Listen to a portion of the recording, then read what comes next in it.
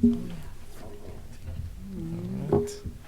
are back in session, no reportable action from that closed session, and we'll move on with a special presentation tonight, a joint presentation regarding water services by Consolidated Irrigation District and California Water Service. Welcome.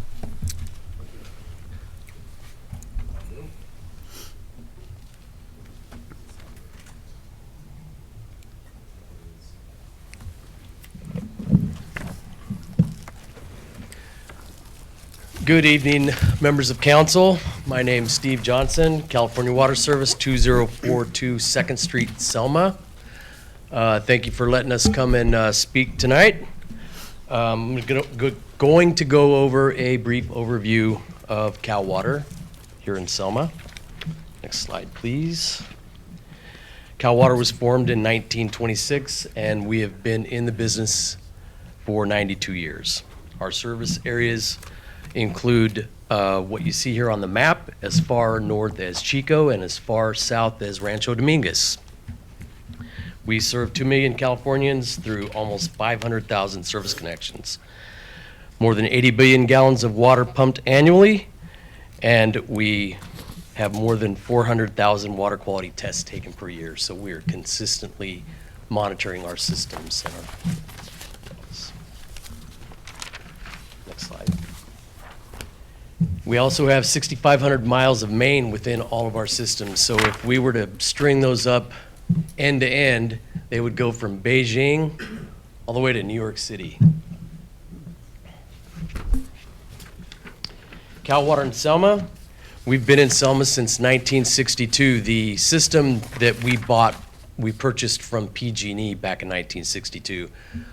PG&E used to be in the water business, and now they're not, so we purchased them in 1962. We have 6 state certified people within our district as far as treatment certifications and distribution certifications. The population served is about 25,000, and that serves 6,600 service connections. We have 87 miles of main, 10 wells and pumping facilities, 2 1 million gallon storage tanks, as well as 9 backup power supplies. So we keep, when the lights go out, we're going to continue to pump. We also have 2 granular activated carbon treatment sites, which we brought online in 2018. Those are treating for TCP. Our typical consumption is about 140 gallons per capita day per person, which is about 560 gallons per day for a typical family of 4.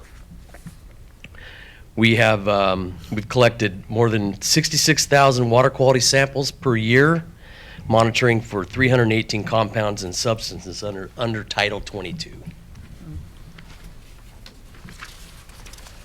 Our typical customer's bill is about $49 a month, which includes groundwater recharge fees for the City of Selma and CID. We're up to year 5 of the 8-year agreement between Selma and CID, and we're at 16 cents per CCF for metered customers. CCF is 748 gallons. And we charge $6.47 to $12.36 per month for flat rate customers, and that's dependent on lot size. And like I said before, we're in year 5 of the 8-year agreement, and total collected to date from 2015 is about $870,000. Like I was telling Phil earlier, probably the most frequent question that I am asked is how our groundwater levels are doing. So as you can see, 2013 was kind of the official start to the drought we had, and we were static water levels were right about 62 feet.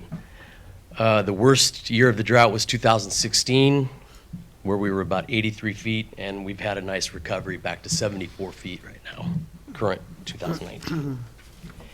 And a lot of that, besides recharge, a lot of that effort can be directly related to the citizens of Selma. their conservation.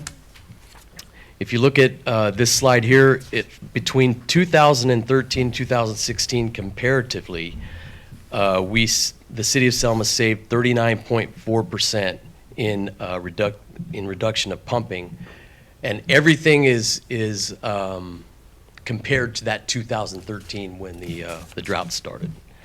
Between the year 2017 and 2019, we've continued a good reduction rate, 33.1% reduction in pumping. And like I said, everything is compared back to 2013.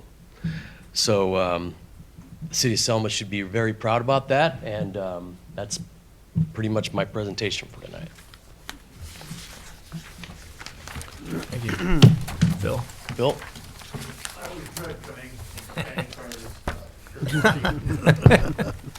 Old nightmares come back. For the record, I'm Phil Desitoff. I'm the General Manager of Consolidated Irrigation District. Business address is 2255 Chandler, Selma, California. I would just kind of refresh where we are in our relationship between the CID and the City of Selma. If you recall, back in 2006, CID went to all the cities and said, look, you guys are expanding, you're growing, you're pumping groundwater. We're doing the recharge, help us out, right? It took a little arm twisting, but we got there. So we entered into agreements in 2010 with Kingsburg, 2012 in Selma, and some of the other cities about the same time. So we have an existing cooperative agreement with this city right now. And under that existing cooperative agreement, you're paying $130 per net acre foot pumped. Okay, so we give you credit for what's going back in the wastewater treatment plant, at least a portion of it. You're paying $130 per net acre foot pumped. $100 goes into a pot to build recharge basins. $30 comes to Consolidated Irrigation District. And as Steve pointed out, we've been ramping that $130 is not paying it right now. We're going to get there after 8 years. So you're in the 5th year, so it's going to get there after 8 years up to that full amount. So you are collecting money to build recharge basins. We're looking at connecting ponds and so forth to get water in the underground. So that's where we are today. But then in 2014, you had the Sustainable Groundwater Management Act, okay, which now means that under the law, every groundwater basin in the state has to be sustainable by 2040, okay? Every basin has to be covered by a plan and has to be covered by some sort of GSA, Groundwater Sustainability Agency. And so in the Kings Basin, which is essentially from the San Joaquin River down to the Kings River, the foothills out to Weston's Water District, that's the Kings Basin. We decided there are 7 GSAs formed, and there are going to be 7 GSPs, Groundwater Sustainability Plans. Under the law, each Groundwater Sustainability Agency has to prepare a plan and submit it to the state by January 31st of 2020.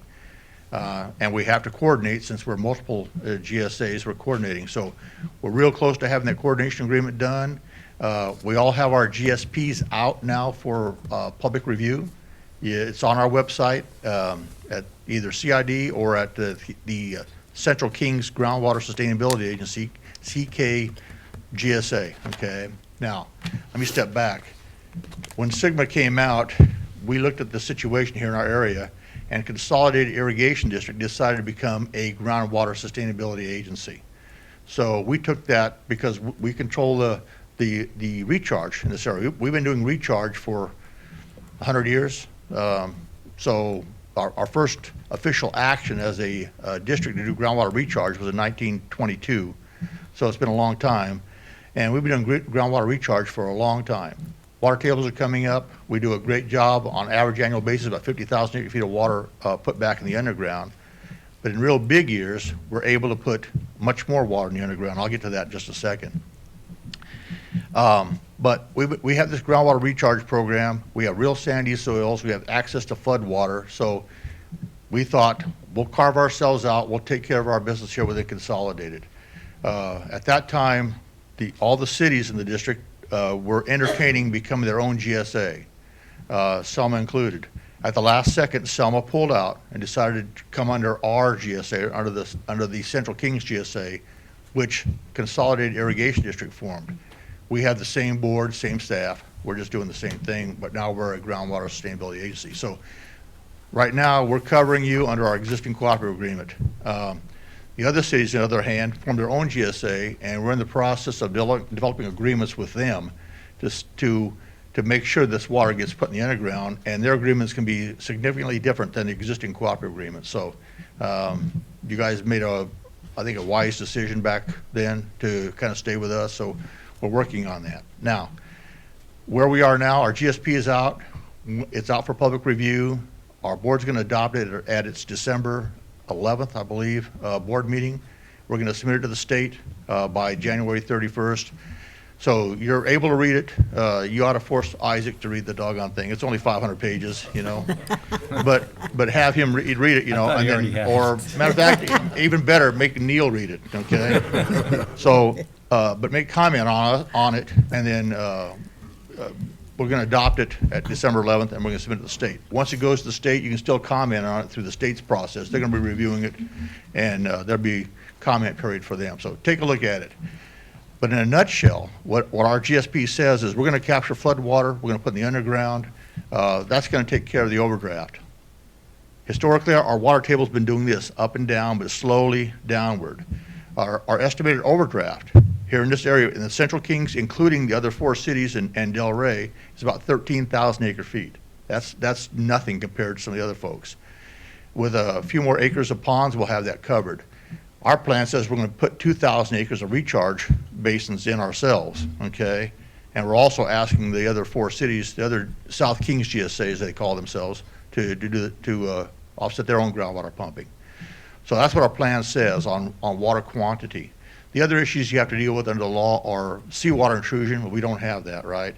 Land subsidence, we don't have any land subsidence in this area. It's being monitored. We see practically nothing, and it's going to continue to be monitored. The other thing we have to deal with is water quality in the area, right? But if you look, there's a host of agencies and regulations dealing with water quality. We're just going to follow what they're doing.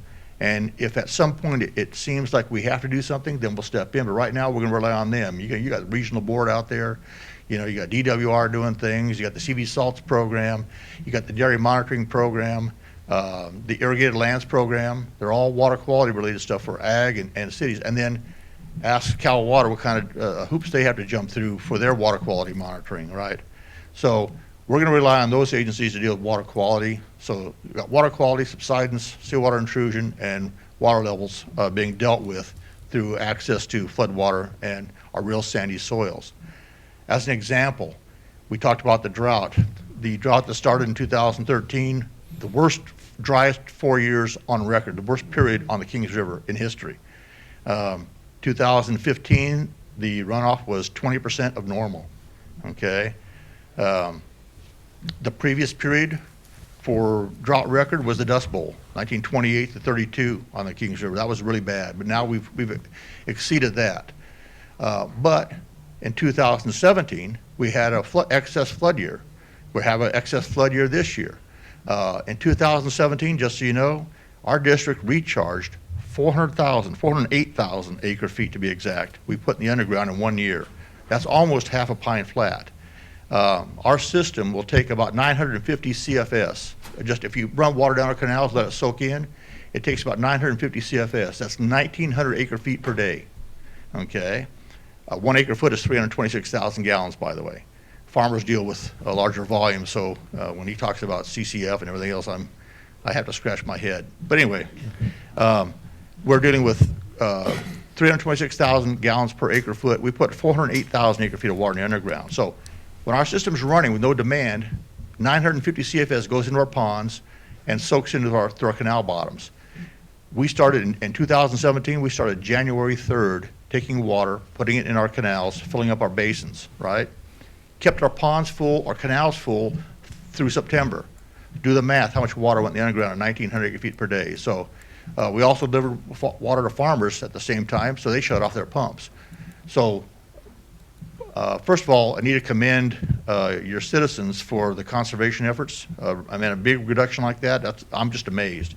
But you also have to recognize we put a lot of water in the underground, which helps raise the water table. We're doing this pretty much the same thing. We started March with flood releases here. We're still going. We're bringing water right now, and we'll probably go through middle of November and we'll see how, if it starts raining, then we shut off, but not, we might still run some more water. So we're doing our part. We have this existing cooperative agreement. The only thing I would caution is that under Sigma, we have to get in balance by 2040, which means, and they also ask for mileposts along the road. So we have to show some improvement or some success in our effort to get sustainable.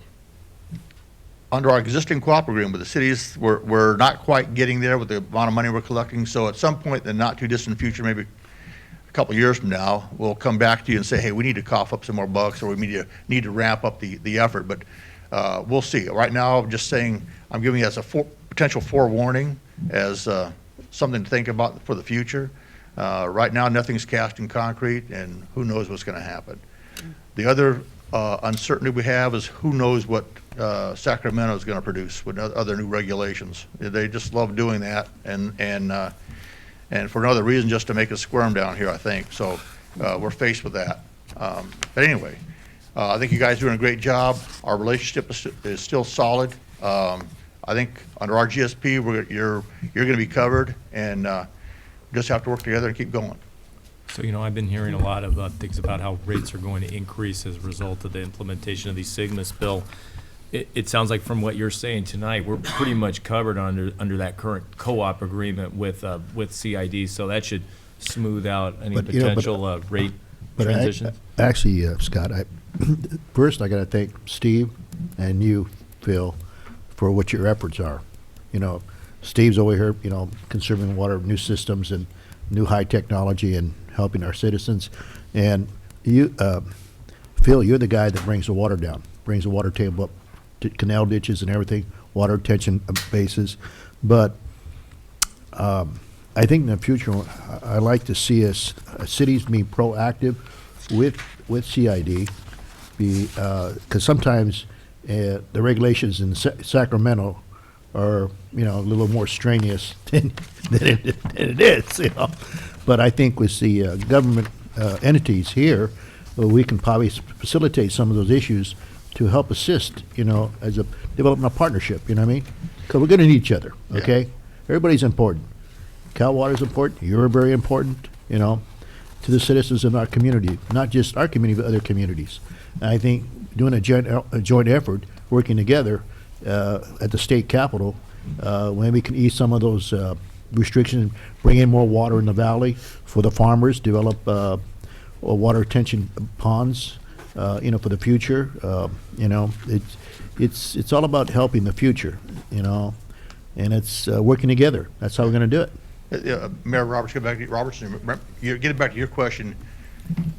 As I said, right now, Steve pointed out they collected $800,000. Okay, when we do the math, to build a recharge basin is about $50,000 an acre to purchase and construct. That's outside your sphere. Okay, if you buy land out there, for me, I don't care where you put it, as long as you guys can do recharge or work with us, we'll put recharge somewhere.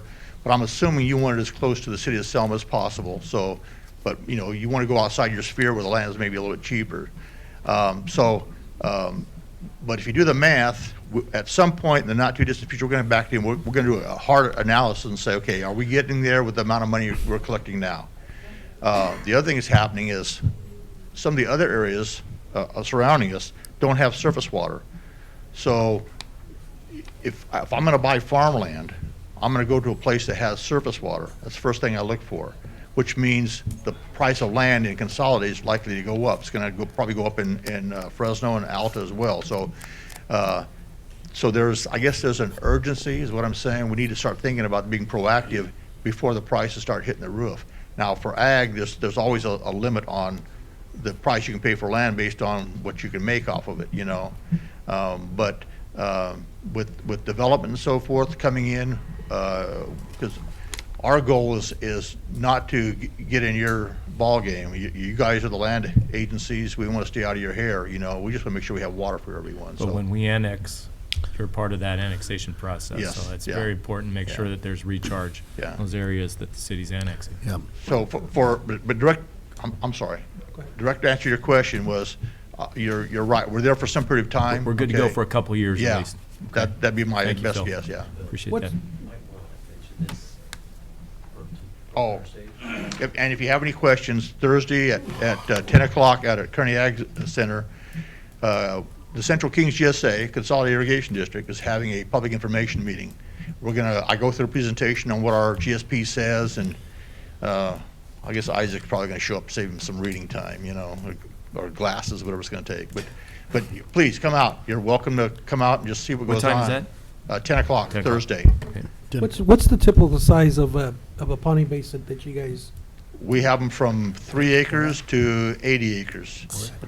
On a scale basis, Where that farm? the economy of scale, the larger the better, okay? But if you have say a smaller basin on pure sand, that might perk bigger than a larger basin. So we do all the math. Proximity to our canals is a good thing. The construction costs are less, but, the 40 acres would be nice, And by the way, our average percolation rate in our ponds is about 1.1 feet per day. So we fill up our ponds to lower foot, we shut it off, the next day is dry. So that's what the average is in our district. And you guys are well aware of that. You drive out here at sand, and the old rolling hills, sand dunes and so forth. Yeah.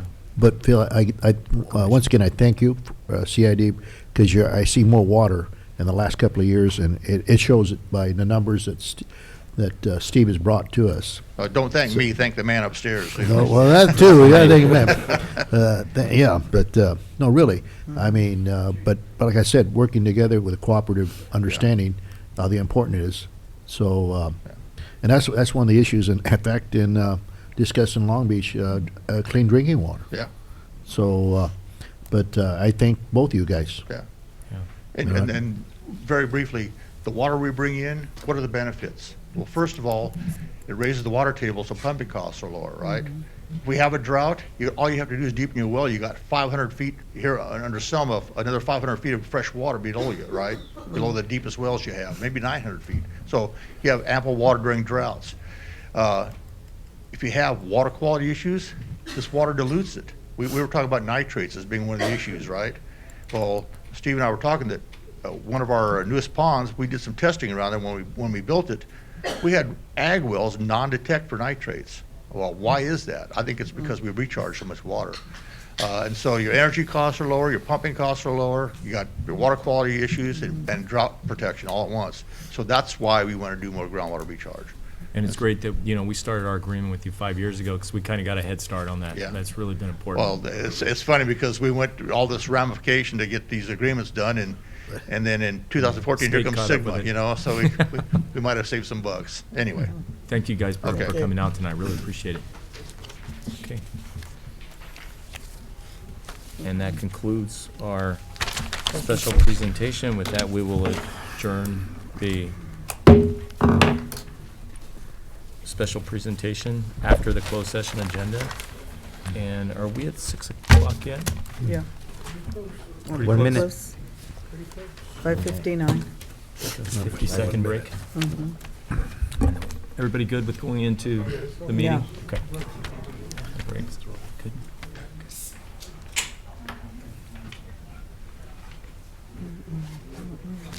Jay?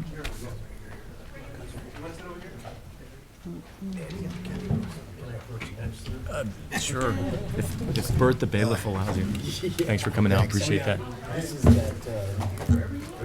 Oh, okay. GSA. Kearney Ag Center, Workshop? Okay, what day is that, Steve? Parlier.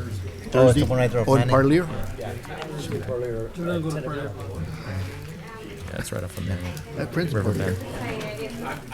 Go to Kelly's Snack Shack when you're done. We should definitely have somebody there. Do we have somebody, city manager, do we have somebody going, just in case none of the council members can make it? There's no Snicker. Is Isaac gonna go? Okay, great, thank you. And maybe we could send this out to all the council members, so that we know when it's gonna be. Is there one copy or two? We just have one. You just email it to us tomorrow, so we just kind of jog our memory? Yeah. All right.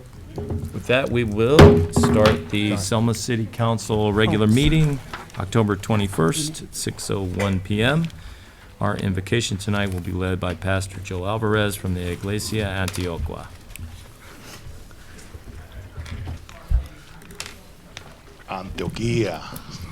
Antioquia. Praise the living God. Good evening, Mayor, City Council. Can we just ask everybody to stand and just put this meeting in God's hands, give him all the honor and all the glory? Heavenly Father, in the name of Jesus Christ, we come before you right now just to ask you, Heavenly Father, to direct us. I ask you that your Holy Spirit, oh Heavenly Father, just lead us so that everything we do for the city, Heavenly Father, glorifies you and have your approval. In the name of Jesus Christ, we thank you for the city council, the mayor, and we just thank you for all the citizens that are here, and we just put everything in your hands. In the name of Jesus Christ, we all say, Amen. God bless you guys. Pledge of allegiance will be led Please by stand, Councilmember please stay Trujillo. standing for the flag. Salute. Thank you. I can Ready? tell you. Together.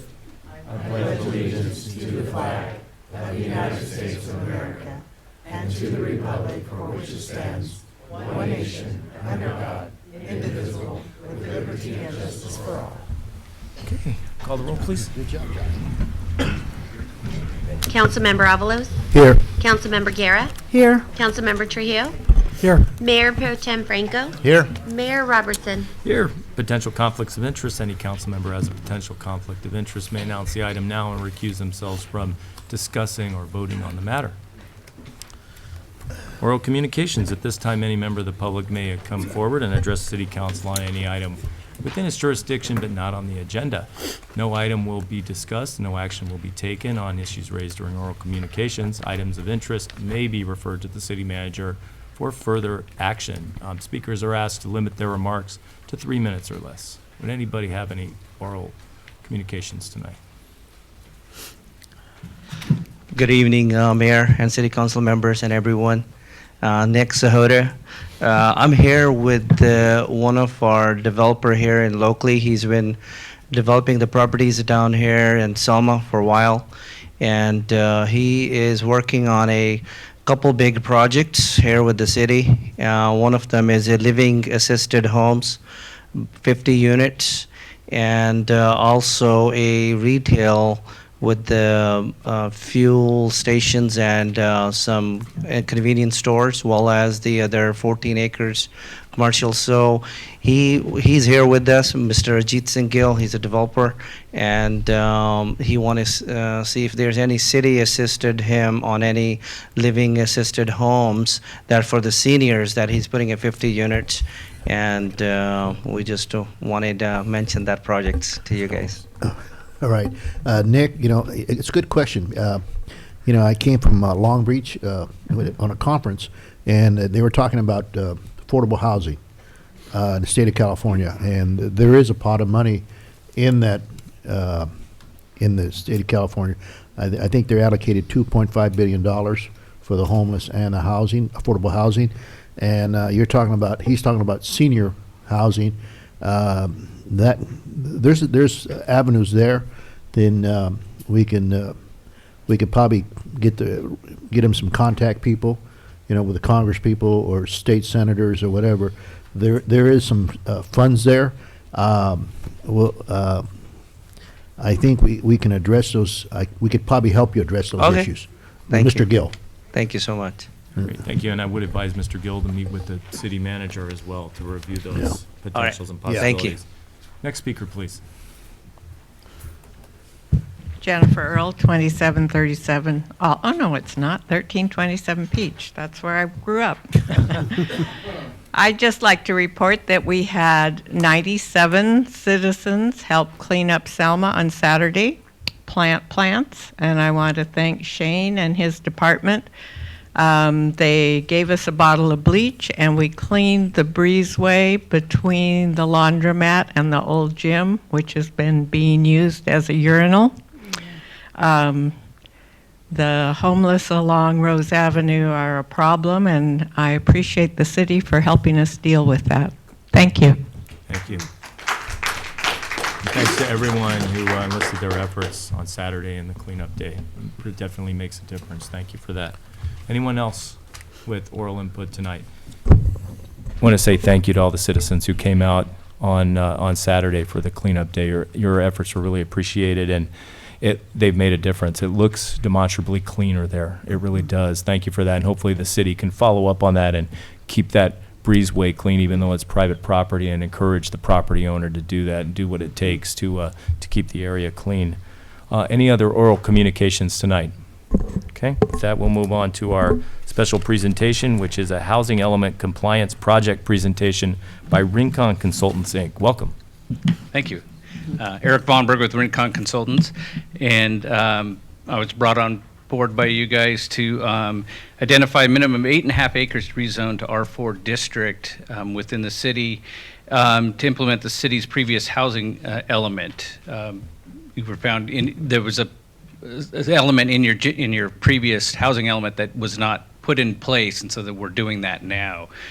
And what that was is to identify 8.5 acres, at least a minimum of 8.5 acres and rezone that to an R4 zone district to achieve at 20 units an acre to achieve 169 units being available to construct.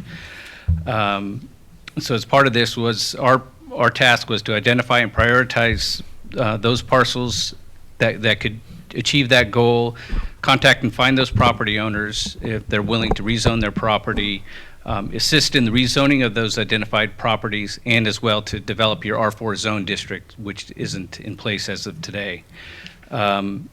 So what we did was in our first phase of that, we identified over 300 acres of vacant land that could potentially meet these requirements there. With about 33 acres ranked number one, we developed a ranking system with about 14 different items to rank those parcels on. And then we met with city staff based on that ranking there and identified parcels and ownerships to contact to try to get those, see if they were interested in that. And then in the meantime, while we were doing that, we've developed your R4 zone district, and that is going to your planning commission next Monday. So that'll be for the first reading, and then there'll be another reading after that because it's a legislative item. So there'll be a second reading for that R4 zone district. And what that R4 zone district will be is that it'll be a 20 units per acre minimum zoning for that R4 zone district. And then as part of that, because the 20 acres was what we have to do to reach for the housing community development standard, we're also having to do a general plan amendment to your high density residential designation in your general plan, and then we're also doing that to your mixed use so that either of those designations would be available to achieve that density there. And as they say, so that'll be going to your planning commission next Monday. And so then in reaching out to the property owners, we got some assistance from the self-help enterprises, and they have a project moving forward and looking to assist the city with that. And in that process, we were able to reach out to Larry and Penny Raven, who have 2 parcels they identified that they'd be willing to rezone to that desert to allow this to happen. And we identified they had a property north of Dinuba that's east of Shapp Avenue and west of Mitchell Avenue that's already designated high density in your general plan. So all we have to do with that property is rezone that portion of the property in that high density to the R4 zone district once we have that adopted, and then we'll have achieved that requirement for the housing community development. Pardon the interruption. How many acres is that for the Raven property? The Raven property is about 10 acres. That can be rezoned to R4? Yeah, so there's about 10 acres that we can rezone without having to do a general plan amendment and changing any of the general plan designations. And sort of what's key about that is that makes it much simpler through the California Environmental Quality Act process, is that then we think we can then achieve the CEQA process just through doing an addendum to your EIR, which is a simpler process. And that's what we're doing for your R4 zone district as well, because your general plan calls for an R4 zone district, so it's consistent with all the planning you've done with your general plan, so that we're just making sure that it's staying consistent. Is that land in the city limits or just the sphere presently? So that property identified is also within the city limits, so we don't have to do a sphere of influence. Their other property is outside the sphere of influence. So that's what made this property the choice to do. And in talking to the Ravens, they were agreeable just to do one of these properties. Their main goal was to assist the city in achieving this, getting out of the housing and so issue. that will, if that's successful, that will bring the city back into compliance with the state with its regional housing needs Yes. allocation numbers. Yes, it will. Our housing Yeah. element will be in compliance if that goes through, and we'll be eligible for the SB 1 funding, and the other won't be prone to the litigation that we might be if we stayed out of compliance. correct? Right, it will bring us into compliance. As far as our RENA numbers, it helps us with the R4 designation, which we weren't meeting. Right. And then it allows you, so what was in it was your previous housing element said was to rezone a minimum of 8.5 acres to R20, 20 units an acre density, so that you can, the possibility of building 169 units on there.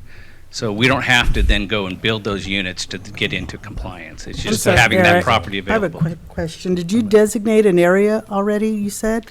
The area is already designated in your general plan for the high density. Okay, and what was the streets on that? It's area? it's north of Dinuba, and it's between, where are my notes again here? East of Shaft Avenue and west of Mitchell Avenue. It's about a 25-acre parcel, with about 10 acres of it being that high-density designation. And it was already zoned R3, which is high density as well. That's 19 units an acre, and this changes it to a minimum of 20 units an acre, I correct? think the R3 is a little lower than that. A little low, But okay. the general plan designation is currently at 19 units an acre. But the RENA doesn't care. It's either 20 units Yeah, or it's nothing. 20 units, so If you're it's not less, it doesn't in count, compliance. even if you're close. Yeah. Okay. And in doing that analysis, going from 19 units to 20 units, it really is not what we would consider a significant impact or a real substantial change in your density within your city going up to that 20 units an acre, because even those lands designated high density, they're not all R4, well, none of them are R4 now, and they would have to be rezoned to R4 in order to get to that higher density, and plus it's just 1 unit per And that's acre. going to planning commission on Monday. On Monday, Okay. yeah. On Monday?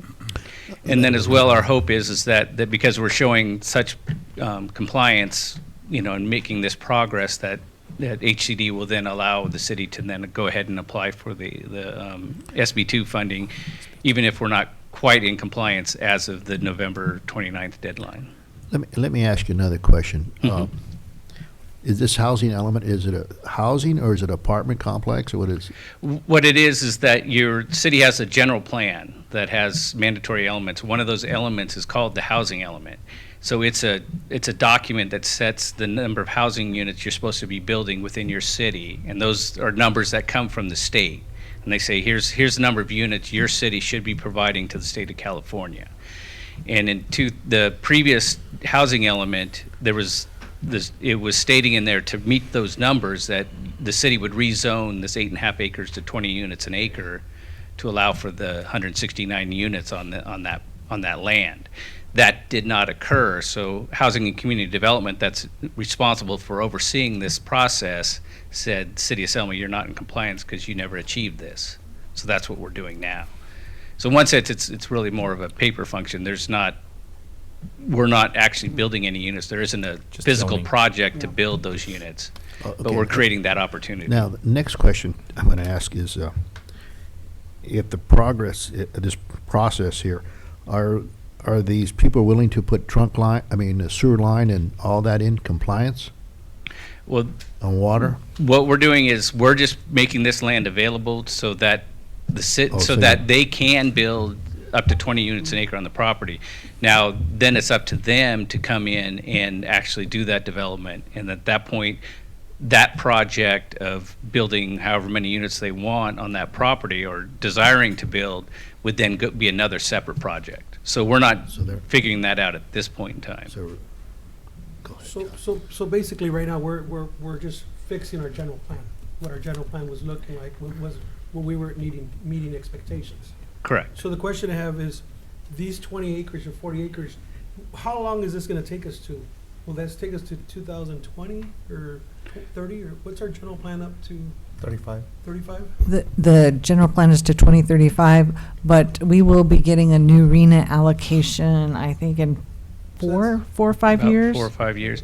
This. So what it'll go hap- up again. Yeah, This was the city of 2006. Selma joined with the, developing the housing element with all the other communities in Fresno County. So do you have that also in mind while you're doing this, so we could at least get some coverage on our cost to what we're doing? Are we gonna overlap? We are they're specifically working on bringing this into compliance. And then with COG, they're looking at a committee to work on the next RENA allocation and how it will be distributed. And once we know that, then we'll have to do this again. How are we going to address those new numbers? We don't know the new numbers yet. Still in process. The housing element's required at this point in time to be updated every 5 years. Sure. And so it's just the You state comes mentioned down. 33 acres. What's I- the other 23? When you mentioned, No, you said I- you identified 33 acres. This was Fire. 10. Do you have other? Oh, other there were, areas you that was our, identified for RENA numbers to Total, yeah, build total. on Mr. Triolo's question, or yeah, what, I was trying to do is cut the cost. to see if they're gonna it's want kind of hard more. to see. They're gonna This want was more. a map I can pass around to show They're the gonna want more. original ranking we did. And so the original ranking where we identified what we considered the prime lands for, to meet this requirement here. So my question was, since you're doing this plan right now for the 2035, our general plan that exceeds or gets to 2035, could we also already, or are you looking at identifying other properties that we could also already have in hand, so when it's time to expand, when we find the numbers, we already know what Yeah, sort of this- we have in the general? So this documentation's here right now. We developed this GIS system for you guys that'll still be So available. that'll give us the areas. You the don't want to redo potentials it, you don't for want to 5 do it 6 now, years. because then they're going to say, oh, you already have this, we want We more. want more. We just want to comply, right? We just want to Yes. get to that number. Well, Yes, you want to 169. comply, and then Plus, we I got can another issue then too, assess Scott. the next.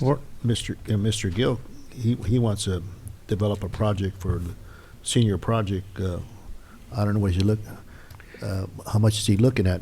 About 100, how many, Mr. Gill, how many units are you looking at when you were talking, Nick? 50 units. 50 units Yeah. of senior housing, right? Okay. So if And for I- some I'm- reason this didn't work, this piece of property, for some reason, then we could, discuss it with Mr. Gill or other property owners. But I'm pretty confident that we have a willing property owner, and we can move forward with this process so that we can basically close the book on that for housing and community development, Well, that you're in the only thing I compliance. do is caution you that, we could, that land might look good, but in the cost factor, when we start looking at trunk lines and things, what is it gonna cost the city? So I would think that you guys, as you go forward, take a look at what the cost factors are involved prior to making any kind of resolutions, because that 30 acres may look good, but it's gonna end up costing us $1.5 million. Right now, it'd just be to rezone though, right? It'd just be a Correct. simple rezoning process, but to develop it, it would incur all those other Yeah, and then those other infrastructure costs would come into play when you're actually But have for a right now, this would project. get us out of trouble with the With the state. housing element with our arena numbers. That is And correct. get us back in compliance with the state. Mhm. Jim, aren't we limited? You said this will involve amending our general plan, but aren't we limited on the amount of times we can amend it, or There's, 4 times a year that you're allowed to Okay. amend the general plan. a year? Yeah. That's expensive. Okay. And you can also combine several, so you can do it in lumps as well. That's what we used to do at Fresno County. But I'm not sure, I don't think we're at the limit yet. So, and it's every calendar year, since we're at the end of the year. Calendar, not budget year. Okay. Yeah. Okay. So how many times have we revised it in this year? We haven't. We haven't did it. None yet, none in the calendar year. Okay. Yeah. This will be But the is it- first one. Yeah, just and then the as cost. well, we were able to do it, we tried to minimize what we had to do in the general plan in this way as well. We're only amending the land use element, because then if you amend more than one element, then the other issues come into play as well that are new to the state, so. CEQA issues, right. okay. So, Right now, it's zoned for housing. Right. This would just be a simple zone change, though, as to the planning commission. And what's the timetable on this? When will we, so Start we to would have a finish. second reading, so. if it goes through? Second reading for the R4 zone district, and then in the meantime, we'll then can be scheduling the actual zone, the rezone of that property there. So that would probably happen, a couple weeks to a month after that. So hopefully, I think the safest time is sometime December, January, that we'll have this done. Do we have any kind of approximate cost to the city to amend the general plan? It's do all what? part of the contract right now, so. All part of the contract with Yeah. Rincon? Mhm. Okay, which was that $60,000 contract, is that correct? Little less. That was the top Yeah, end? yeah, Okay. yeah. And so we're doing quite well with it right The now. list you have that you've come up with, will you be sharing that with us? I can't say that we've been sharing it with the city staff, and so I've been working with the city staff on this throughout the project. Okay, any more questions? Any questions from the public tonight? Okay, with that, we will move on to the, thank you very much. Appreciate you. coming out, Eric. That will move on to the consent calendar. All items listed under consent calendar are considered routine. The complete consent calendar may be enacted by one motion, by one roll call vote. For purposes of discussion, any item may be taken off the agenda by a council member. For the purposes of discussion, the council will then vote on the remainder of the consent calendar. Does anyone have any items they would like to take off tonight of the consent calendar? I would like to take off item, and the only item, 1A, which is the check register. So with that, we will move to page 1 of the check register, and I'm just kind of a housekeeping thing. 73590, 73591, item number, 73592 at the bottom. Are all those correct? Because it looks like PG&E utilities are $175 for September. Yeah, that's just, sorry, this is not working. That's just one of the small accounts. Okay, and then the Selma PD station, that's 69. So those numbers are correct. Quad NOP on-call plan service, 40,000. That's correct. 906. For the Quad NOF, it's actually 3 different invoices. That's why it's so large. 2 invoices are for a period of 2 weeks each, and then 1 full month. Sorry, I as just well. thought you inverted the PG&E and the Quad NOP. That's why I was asking. But those are correct. Correct. Okay. Mhm. Anybody That's have a- any questions? That's a month and a half work for Quadna. A month and a half for one of the services, about 21,000. The other one were about 2 week spans. They're about 9,000 each, almost 10. Okay. Anybody have any questions? Yeah, let's pull up 73553, Boys and Girls Club. I just want to say, I just want to have a comment. I understand you guys do a very good job, and I appreciate all the hard work.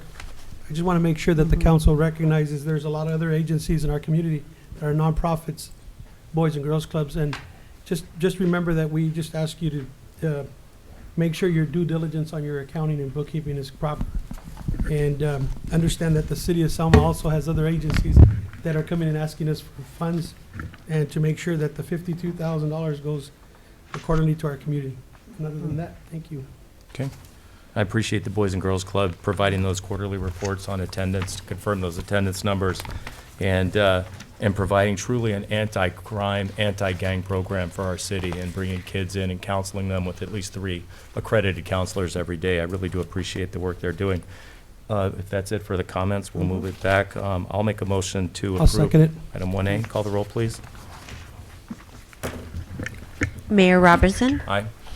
Councilmember Trujillo, Aye. Councilmember Avalos, Aye. Councilmember Guerra, Aye. Mayor Pro Tem Franco. Aye. Okay, with that, we will move on to our first item of business, which is a public hearing item.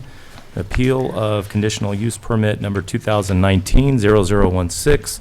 Consideration of a conditional use permit to allow the sale of beer and wine at 1702 2nd Street, Selma, California, and a notice of exemption regarding the same. Report, please. Thank you, Mayor, council members. The item before you this evening is an appeal of conditional use permit 2019-016.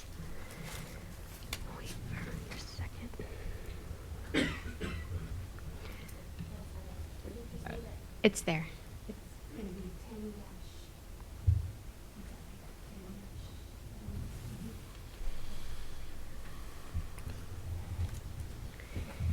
The request was made by Lion Builders.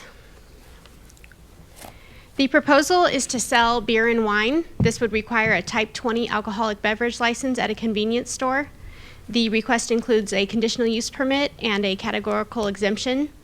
The site is zoned highway commercial and, is general plan designated highway commercial, and its zoning is consistent.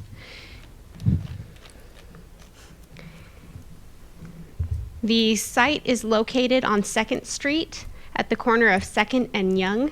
This is phase 1 of a project that was approved administratively by the planning department. The site has been approved for development as a gas station or service station, convenience store, and then on the property, I guess you could call that the north, that borders Sylvia, and second would have a commercial office building. It's a two-phase project. So the development has already been approved by planning, but the request that was heard by the Planning Commission, and that is before you this evening, is a request to sell alcohol at this convenience store. So the the license type that is requested is a type 20. It's an off-sale beer and wine license. And in order to evaluate this project, this request, planning looks at the Selma Municipal Code. And in the Municipal Code, there are some regulations regarding packaged alcoholic beverage sales. And you can see here that it would apply to this convenience store because it is less than 15,000 square feet. I'm not sure on the percentage, but it doesn't apply. It does apply to this project because it is less than 15,000 square feet. So, for example, a Walmart or a grocery store would be exempted from these requirements. But in this case, because it's a convenience store, two of the requirements are in Section D, and it requires that the site be a minimum of 300 feet from any public park or public or private school. And also, sites must be a minimum of 500 feet from any existing non-exempt facility which conducts retail sales of packaged alcoholic beverages.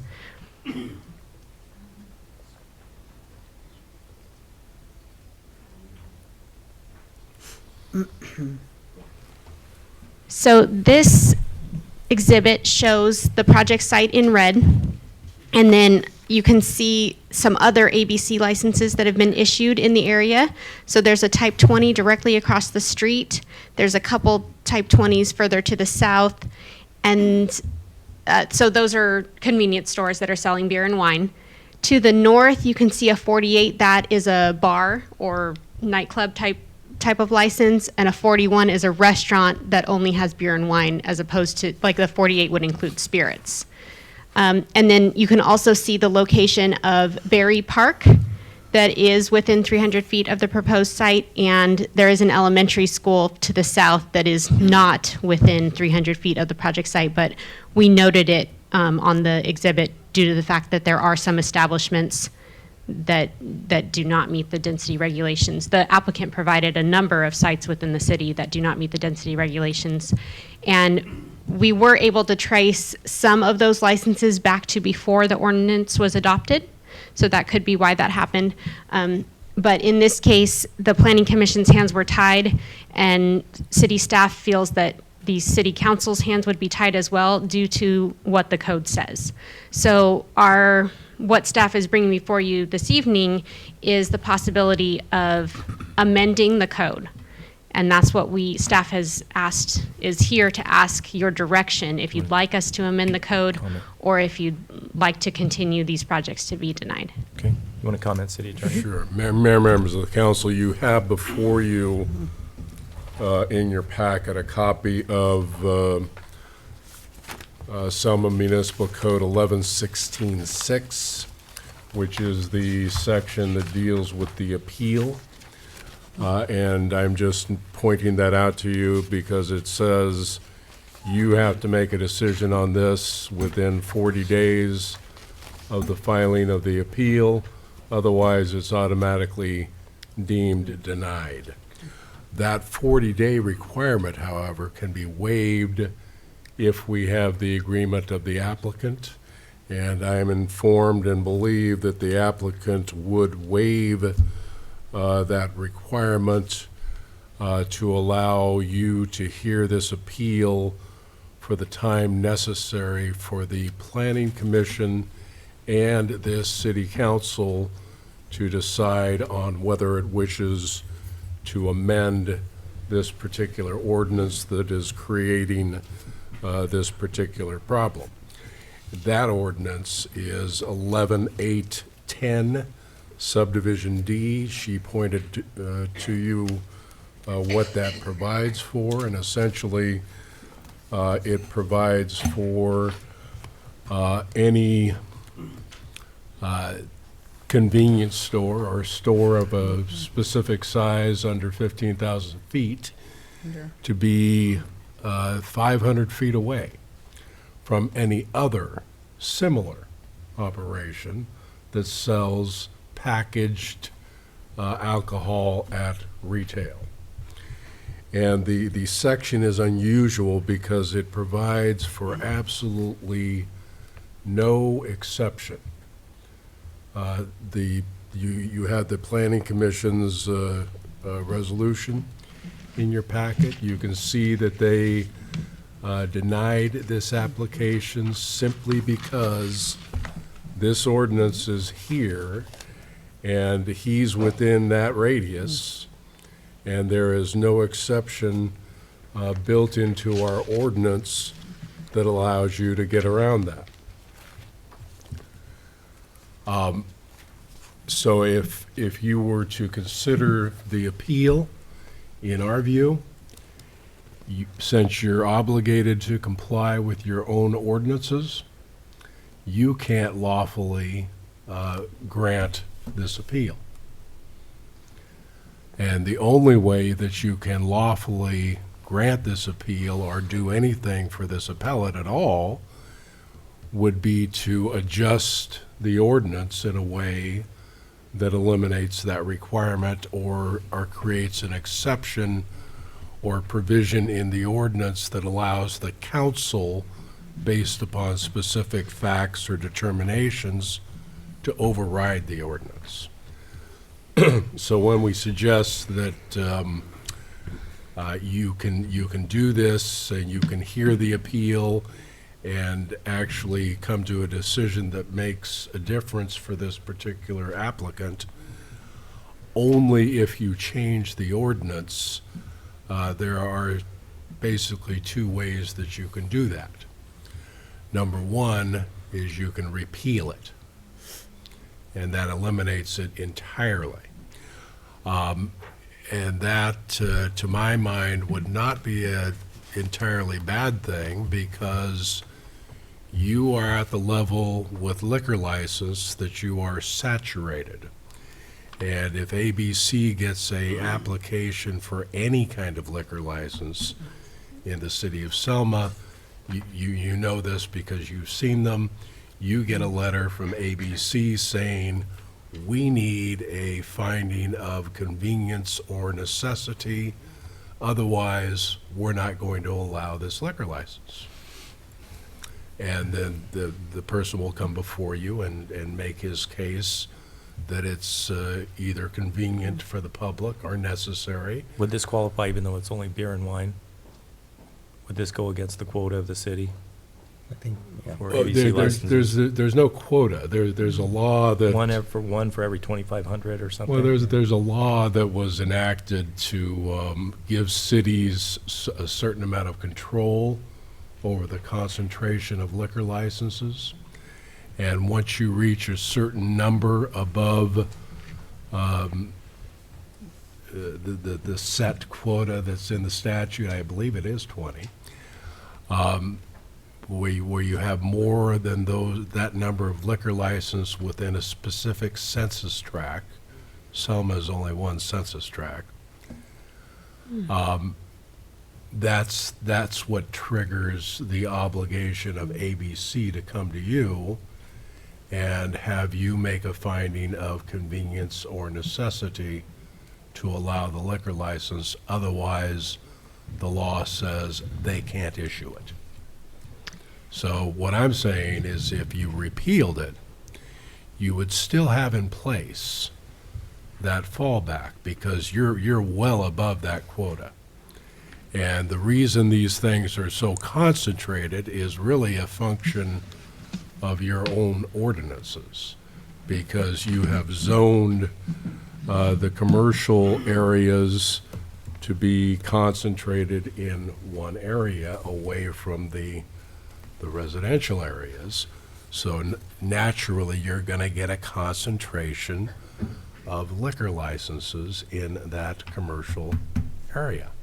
And that's what you end up with. That's what every city ends up with. So if you were to repeal that, you would still have the opportunity to effectively not allow it, because you're going to get the opportunity to Argue make the the merits of the convenience case or itself. necessity determination.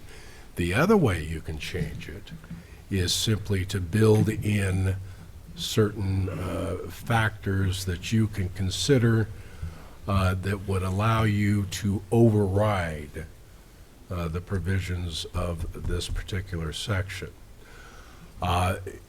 In my view, and I think in the applicant's view, the problem with the ordinance as it applies to him is that it puts him at a competitive disadvantage, because the convenience gas store directly across the street sells beer and wine.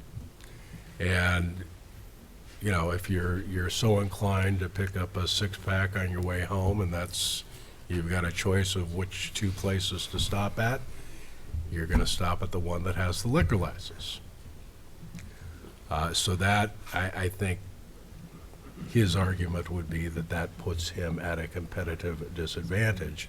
And while it's entirely appropriate for you guys to be concerned about the concentration of liquor licenses and the mischief that might potentially create, it's probably not as appropriate for you to be picking winners and losers among competitors. The two seem the opposite of each other, putting beer and wine stores in a particular location and having an ordinance like this that doesn't allow beer and wine stores to be close to each other. Right. I mean, so we're at cross purposes right now, and effectively, this has put a moratorium on anybody selling beer and wine in that area. It does, with certain exceptions. I mean, if you were a Walmart, You're you over could go and 15,000 establish square it feet. no problem because you're above the 15,000 square foot. And so it really seems kind of arbitrary and really focused on these little small. So we're just looking for a way, if the council's so inclined, to allow you to give this appeal a fair shake. And as I said, I think the applicant would agree that we can exceed the 40 days and process his appeal after we present first to the Planning Commission and then to you a proposed change to the ordinance in whatever way you guys want to change it. And like I say, there's essentially two ways of doing it.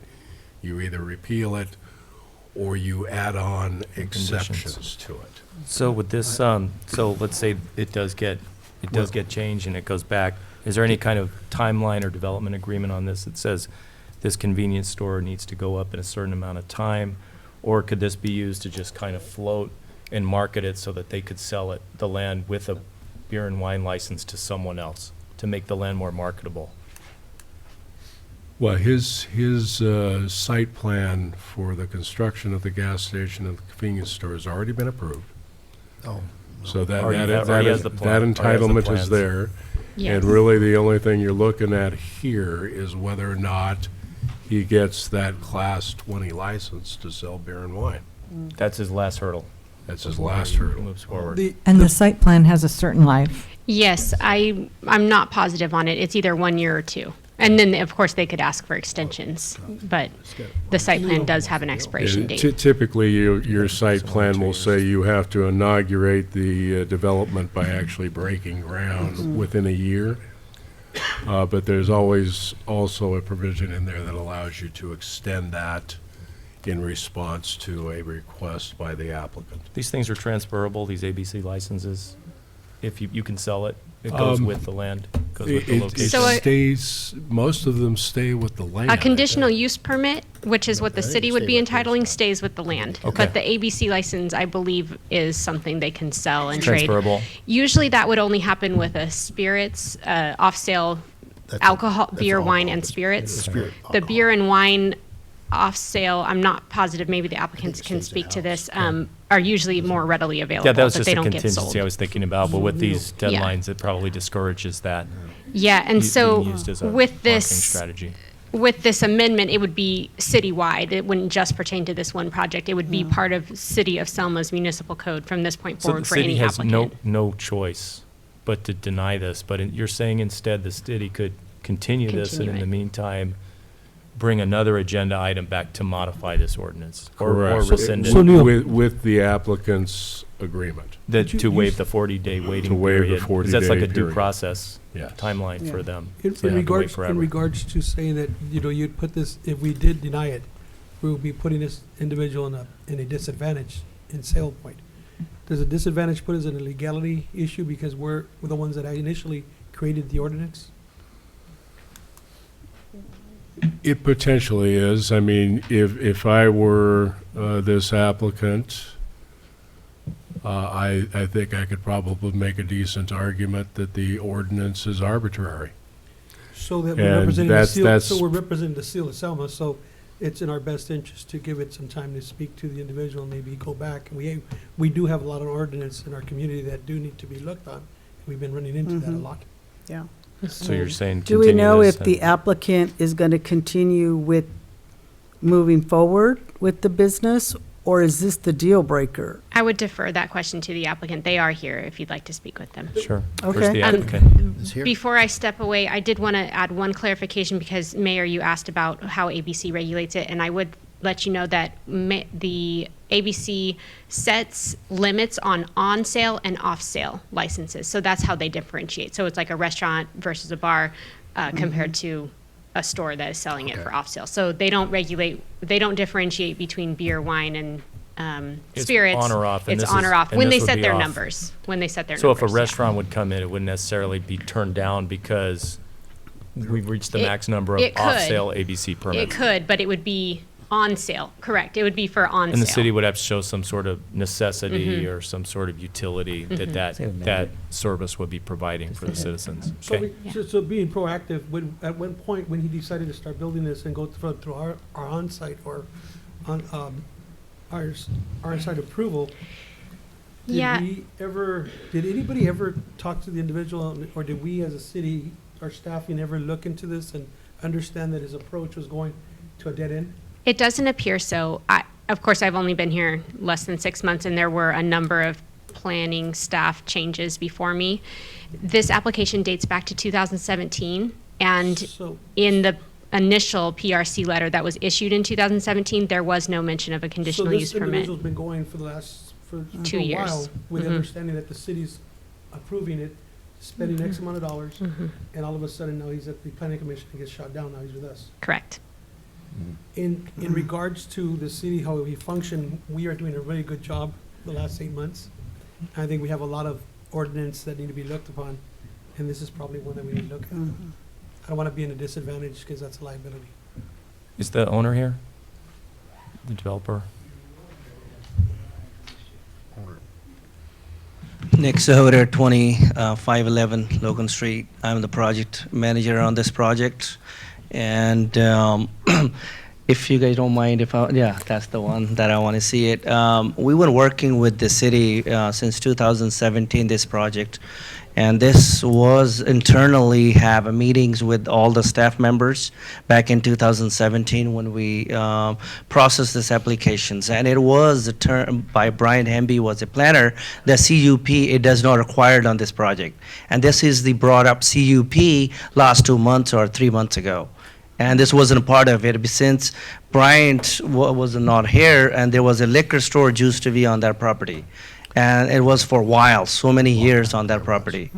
And There Yeah. was. Yeah. You know, and there is another license when issued about less than a year ago within 300 feet of park. And if I could see the map, I could point you along on the Berry Park going northerly. There's another store. It now shows up. They're further down. It says within 300 feet. That was the license was issued by the city. City need to look into that. And also that this project is done from the beginning. We came up with the scheme. We sit it down with the architectural view of the projects. This is very nice. The buildings that we putting in, well as the first phase is the gas stations with the fuel, and then the second one is with the two-story building, and these are perfectly architectural fits with the downtown scheme, and we went back and forth on this. And I think this is the great on right there on highway and a commercial highway, and there's many where in Fresno counties these are done. Is CUP, conditional use permit, is that's for that purpose, for council members to be come here, and that's what we paid it for, to we get the license that allowed. Otherwise, the CUP, why would they require in any towns to be filed that? I just want to make sure is that we filed the applications and everything. It should be denied from the beginning. We spent over $150,000 on this project, and these building plans been approved 6 months ago. And why this comes up now, I don't know what happened. We have multiple planner changes on this project, and I was very surprised that a convenience store this big and this, why would this last comes up now? They're denying it, and stores will not run without the CUP and without this type 20 license. And there's no way. The beer and wine is the major sales on these store. So it wouldn't go forward without the beer and wine? That's what you're saying? I think the owner is here. I'm gonna have introduce. He will have a more information what his planning are. Yeah. Okay. I'm here if any questions you guys have. Deep Greva, line builder from 3323 Pendragon Street, Bakersfield. Hello, Mayor and the councilman. We actually, as you know, everybody has mentioned, we got the first final conditional use approvals in June 2017, and we started this whole process. Okay, we got it. Now let's start building. You know, we worked with the city. Hey, we want to go to the downtown theme. We put some brick, the old brick style buildings in there, and started the whole process. Planning members change, the city staff change, the engineer change, and every time we have to start the whole process again. I think it's just it has been a nightmare, but whatever is gone is gone. First of all, I wanted to make sure that there was a liquor store on the property. If you can see from the pink building, there was a store from I think about since 1980s to 2003 when the building was destroyed, and the liquor license over there on the building was like open till 2013 when it was sold to somebody else. That's what it was. The second thing, it's an independent. It'll be a Chevron station with an extra mile, so it's not another I will say non-branded gas station that because it's not up to we have to follow the Chevron standard codes and all that stuff in order to make it a better looking station. According to the Fresno County, there were 15 licenses that were in lottery this year in Fresno County. So they're still even though everybody says that there's no liquor license, there were 15 in this year's lottery that you can go buy and apply for it, and you can get it and put anywhere in the Fresno County jurisdictions. On the building and the construction, yes, we will be very hard. Probably we have to, I will say, abandon the project kind of a thing, because right now we are in that stage that I don't know, Kara is here planning. I don't know if she has already signed off, and then permits are ready. I already got a fees that I have to pay this much money, and I can pull the permits tomorrow. Would you be amenable to waiving that 40-day period to go through the channels? Yes, we already discussed with the Kara. I talked with the city staff that we wanted to get that stuff. Okay, thank you. Thank you. So we can continue this, and then what would the recommendation be? With his waiver, if he's agreeable to waiving the 40 days, we Said he was. we don't actually continue it. We table it to an as yet undetermined date. I will present to the Planning Commission first, because it has to go through them, because it's within their wheelhouse. Basically, two alternatives: the repeal alternative, or the alternative that allows for exceptions and overriding by both you and by the Planning Commission. That just goes before them at one meeting. Okay.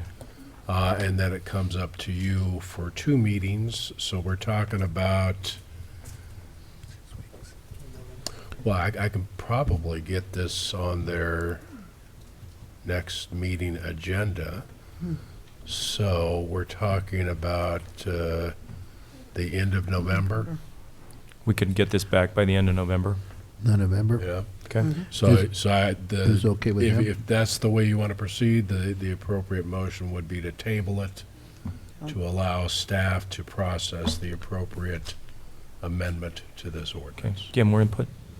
Staff would appreciate some direction, whether you would like us to Amen. grab some exceptions that you could use, or if you want to strike, repeal this density regulation. I did want to mention a few times there was talk about how there was a convenience store selling alcohol on this site before, and Section E, existing uses, addresses that, but it's very restrictive at 3 months. I've never seen a code so restrictive. So usually it's at least a year. And in this case, even a year wouldn't have And got that's been them. around since 94, August of 94. Yeah, and this hasn't been revised. Something It must hasn't been happen. revised since That's- 94. We're looking at it. So, okay, so is there a motion? I'll make a motion to Table this table it. indefinitely? You need to technically first open the public hearing. I don't think you're going to get many comments because we've Gotcha. already heard from the This is a public applicant. hearing, so we will open the public hearing now. Would anyone like to comment?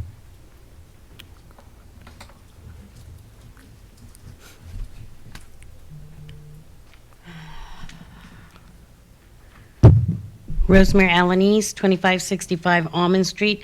So I'm a little bit confused. So we're going to change, or we're going to change our code and ordinance so they can go ahead and build it, and then we're going to go back and put the regs back to the way they were? Is that what it is? No, if we were to change them, we would change them, period. Okay, so we They are have, permitted to build it. I'm sorry? They are permitted to build it. Okay, so we're gonna have the park there, what it used to be Valerio. Then we're gonna have La Estrella. We have a school, and down the street we have another store that sells liquor. I mean, when are we gonna put a stop to that? I mean, stop throwing all this stuff on our neighborhoods. Why don't we put it on the other neighborhoods? I mean, you guys are already gonna build a low-income housing on Pine Street, which I think it's Pine. Half of the residents there don't even know that that's coming. When I came to the last meeting, that was the first time they'd even heard it. No, letters must have went out, but half of the community is against it. They didn't know anything about it. So we will be there Monday at the Planning Commission. When are we gonna stop making the side of the railroad tracks the bad side? When are we gonna start making it a little bit better? You have the homeless there. We already have needles. We have drug contraband at the skate park. We have homeless hiding over there. Now we're gonna get another facility that's gonna sell liquor. Put it on the other side of town. Why make our side of town look bad? That's just ridiculous. We'll just throw it on the other side in the Vadio. We'll just throw it over there by Eric White. We'll just do this. Put it on your guys' side. See how you like it. We don't like it. So before you guys make that decision, you guys really should think about who your constituents are.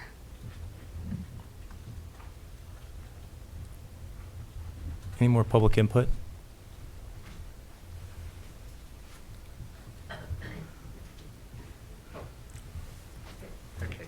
Anyway, my name's Dan Reese, and I can understand why this has taken so long. It's because the rotation of probably 4 different planners that have been working with the city since Brian has left. You know, you had a rotation for a period of time, so things fell between the cracks. And so I'm sure, I'm not protecting this man, but I'm sure if anybody's developing doesn't want to spend this money and then wind up having no answers, and then it looks like it's a go, and all of a sudden you wind up on a halt.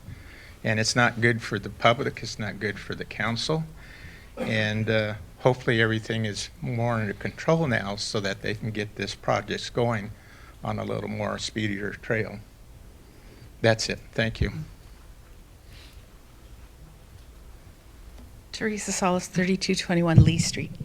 I agree with Rosemary. I understand this gentleman wants to put a business there. It's an empty lot. He wants to build something. That's wonderful. But there's a business, an established business directly across the street. So you're putting them in direct competition. So that other business is going to lose business. And you take that chance of losing an established business because you wanted to okay the new guy. The street, it's within 300 feet of a park. I mean, regardless of the business, there's a park just catty corner from that. And we read about it, we hear about it all the time. They find needles, they find drug paraphernalia, they find homeless people in that park.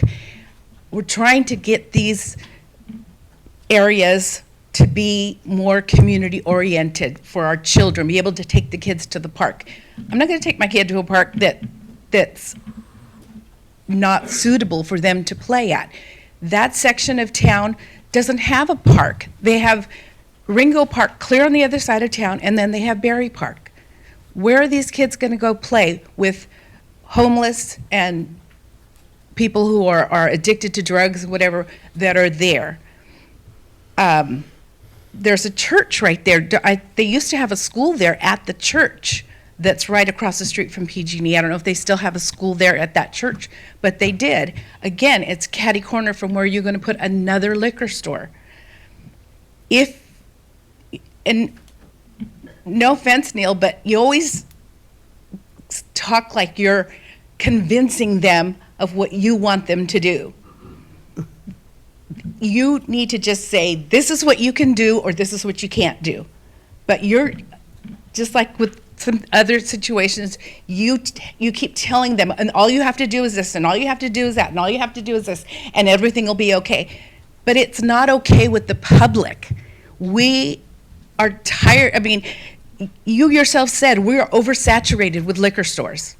We are oversaturated with places that sell beer and wine and liquor in our town.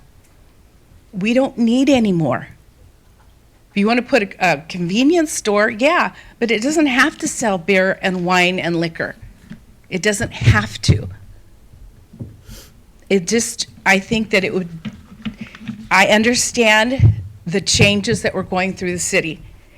But what you've said is staff has approved it, but the planning commission didn't, and you, technically, right now, you can't either unless you change that ordinance. And by repealing the ordinance, you're opening the door to anybody to build what they want to build. Thank you. Anybody else have any input? With that, we will close the public hearing, refer it back to the council. Table it. Do you have a motion to table it? Is there a second? Second, I'll second it. I'll make a Call the roll, motion to please. second it. And that's to table it They wanted indefinitely. direction. And she wanted direction No, on, Staff wanted direction as far as table it and our planner wanted direction to on amend or to repeal. Well, to look to at, repeal or amend to yeah, look at all establish the options, all the conditions. options. So the question, the question I have is to do that.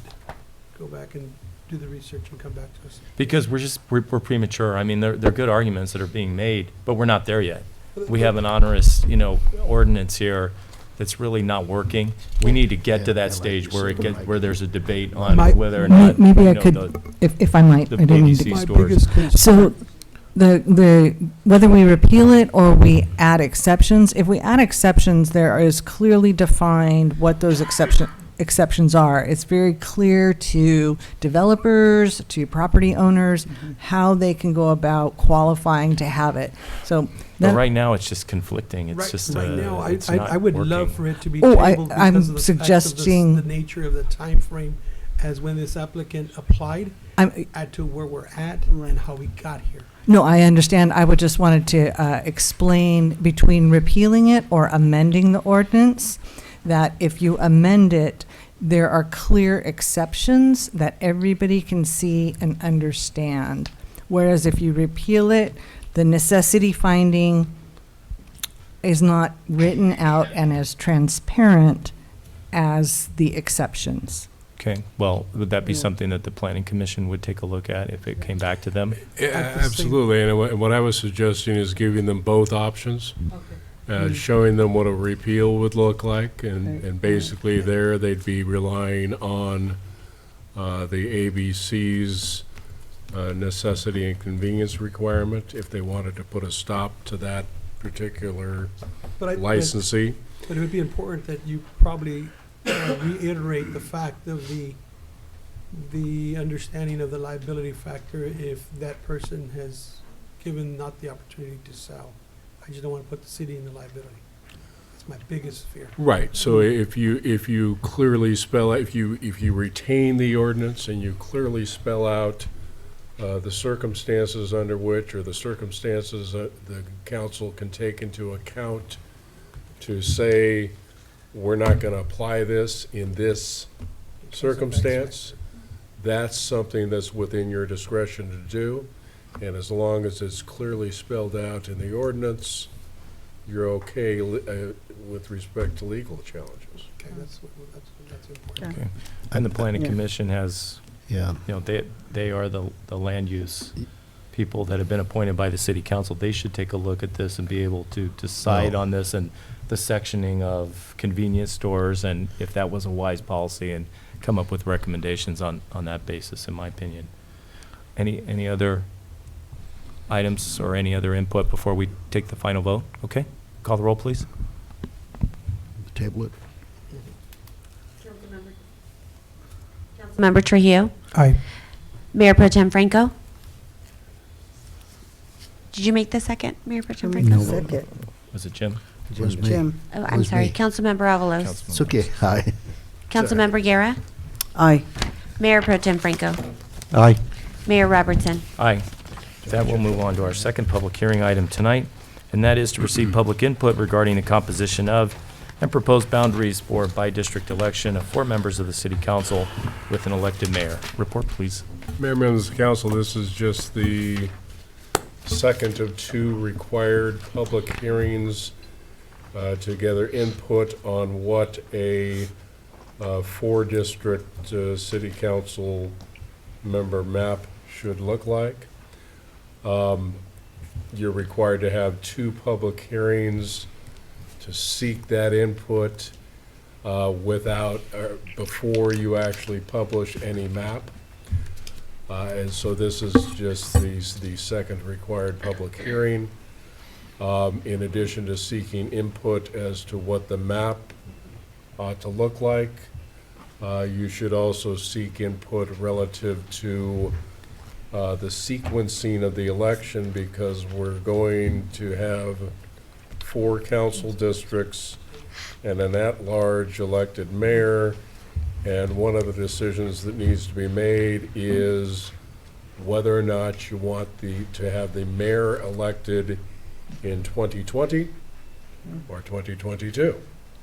So you could actually have a 3-district election in 2020 and then have your mayor at large and another additional district election in 2022. The other thing you need to determine is the term of office of the mayor. You've got a choice between making it a 2-year term or a 4-year term. And that's one of the things that this public hearing is designed to solicit input for. So that is my report. If you have any questions, I'm happy to try to answer them. Do we have Charlize from NDC? NDC. Yes. Shalice, you're on. Yes, Mayor. So if I could also add that we'll be looking for input, as we did the last time we went through this process, from both the public and the council on what you'd like to see as far as features in the districts. Just to give an example, last time we talked about multiple representation of certain areas, such as the Barrio area or West End, or multiple representation or single representation of downtown areas. So those will be the types of things that I'll be looking for to hear from the council on direction and how to prepare the draft maps. Thank you, Shalice. With that, are there any questions or items from the council before we open this to the public? Okay, with that, we'll open it to the public. Do we have any public input tonight for this public hearing? Can we take the microphone back to the gentleman?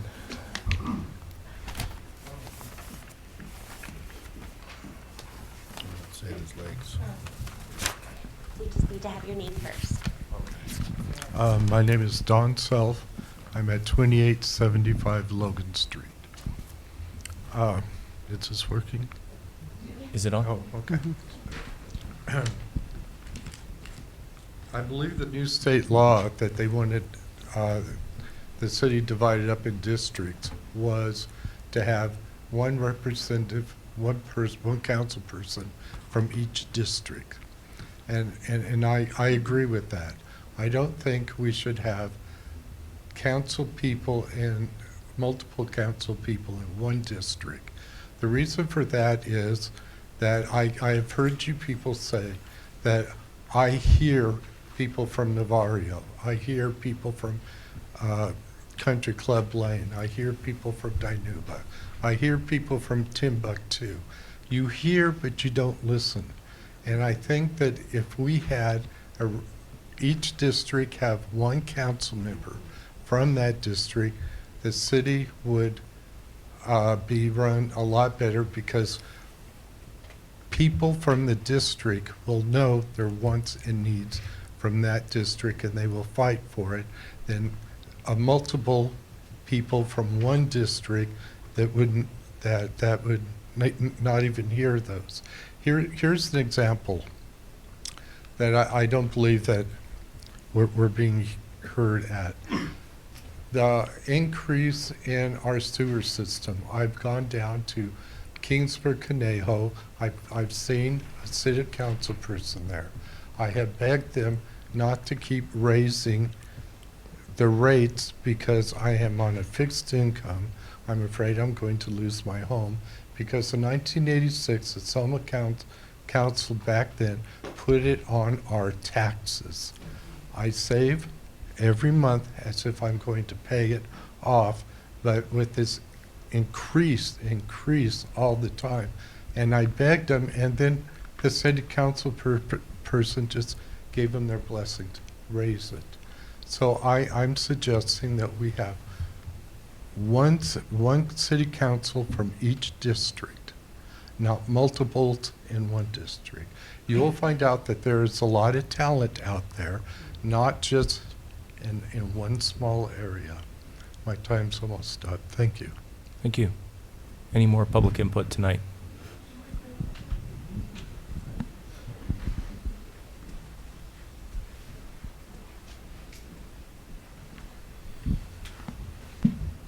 Joel Fedor, 2021 Hillcrest.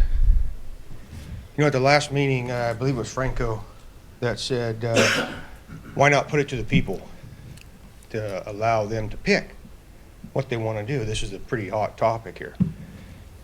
And so I'd like to ask each one of you five to be on the record. Would you let the people pick? Put it on the ballot, whether they want 4 with the mayor at large or 5 districts. Mr. Trujillo, which would you like? Would you let the people pick, or do you want to pick one? Yeah, I've been saying that. I want true representation. So let the people pick.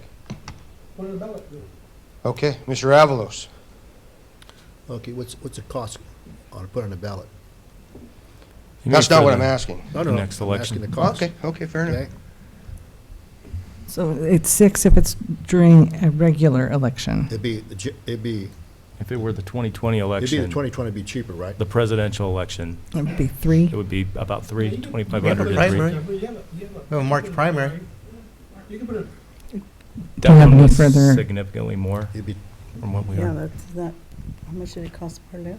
I don't think he's asking. He's just asking if we're Yeah. in line with Yeah, people would you choosing would you what want kind the of people government they to would. vote on it? It's hypothetical, obviously, but do you want the people to vote on it, or do you guys want to make the call? He's asking you a question, and you're all chewing about the cost. Which is what So a city the council should the do. cost is simply this. In 2020, you start a new method of election, and primarily, we're all going to be voting by mail. There's going to be one regional polling place for the whole of Fresno County. So that in and of itself decreases the cost of putting things on the ballot dramatically. So if you get to March of 2020, the cost for that should be roughly equivalent to what she's projecting to be the cost of putting something on for November of 2020, which Brandy Orth is saying is approximately $3,000. How much, 18? 3,000? Yeah. To put on the ballot? Put it on the ballot. Okay, so Trujillo, you say let the people Put it- pick, 5 or 4? Avalos, Put it on the ballot and let the people pick. let the people pick. Franco, People. let the people pick. People pick. Robertson, Were you at the meeting? That was the first thing I said. that Let we the need to people pick. Let the That's people right. pick. Guerra. Same thing. Okay. First I have a meeting, we stated. That was our let first the meeting. I people don't know if pick. you were here, Okay. but that We was the want the- first thing, and it was voted down. Perfect. So that's what we That was first started voted with, out? Mr. Idor. To let the people pick? That was the first thing we So- started with. No, he wanted the people to pick that large mayor. No, So, it's a binary system. If you don't pick the 4 districts and mayor at large, you pick the 5 districts. It's Well- one or the other. So that's the way that would go. Well, So I think don't- that was a great you're- idea. In retrospect, we should do it. You're splitting hairs. So then, Anyway. Mr. Costanzo, the question then is, what, can we put it on the ballot? You voted it down. Yeah. I know. I'll vote for it now. Absolutely, you can put Change it your on the mind now. ballot. I'll make a motion. But I think what we're suggesting to you is that the reason we're doing this right now is to insulate ourselves from From a demand potential letter. liability. Correct. And if we were to put it on the ballot right now, it would cost a lot of money. Right, to hold a special election. Right. But we had talked, So what you do is you go through this process, you adopt the ordinance, you divide yourself into however many districts you want to divide yourself into. They've decided to go 4 districts with an at-large elected mayor. If we get to March of 2020, and there's still a desire to put that out to the people, okay, fair enough. it's a very simple thing to simply, draft a measure that says, shall the city of Selma be divided into 5 districts. 4 districts Right. with an elected mayor, or should the city of Selma be divided into 5 districts? Okay, Without fair it. enough. Same question with what cost- Mr. Costanzo just said. Cost item. Would you support that in March? Mr. Trujillo? Yes. Mr. Avalos? Yes. Yeah. Mr. Franco? Absolutely. What Mr. do you mean, Roberts. to decide on Decide. whether to put it on, To go when to fi- put it on, November? In March to put it in there so that it doesn't cost the exorbitant amount of money to go 5 it'll be in districts or the November, 4 with the yeah. mayor at large. Yeah, we're not going to make blanket statements here. We're going to look at the cost of it, but yeah, we can look at it again in March to see whether we should go and put it on the And November election. And Ms. Guerra? Would you support that? Yeah, I'll support it. Okay.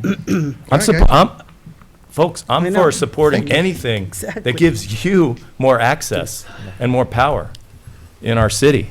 And being able to elect your own mayor, that gives you more power.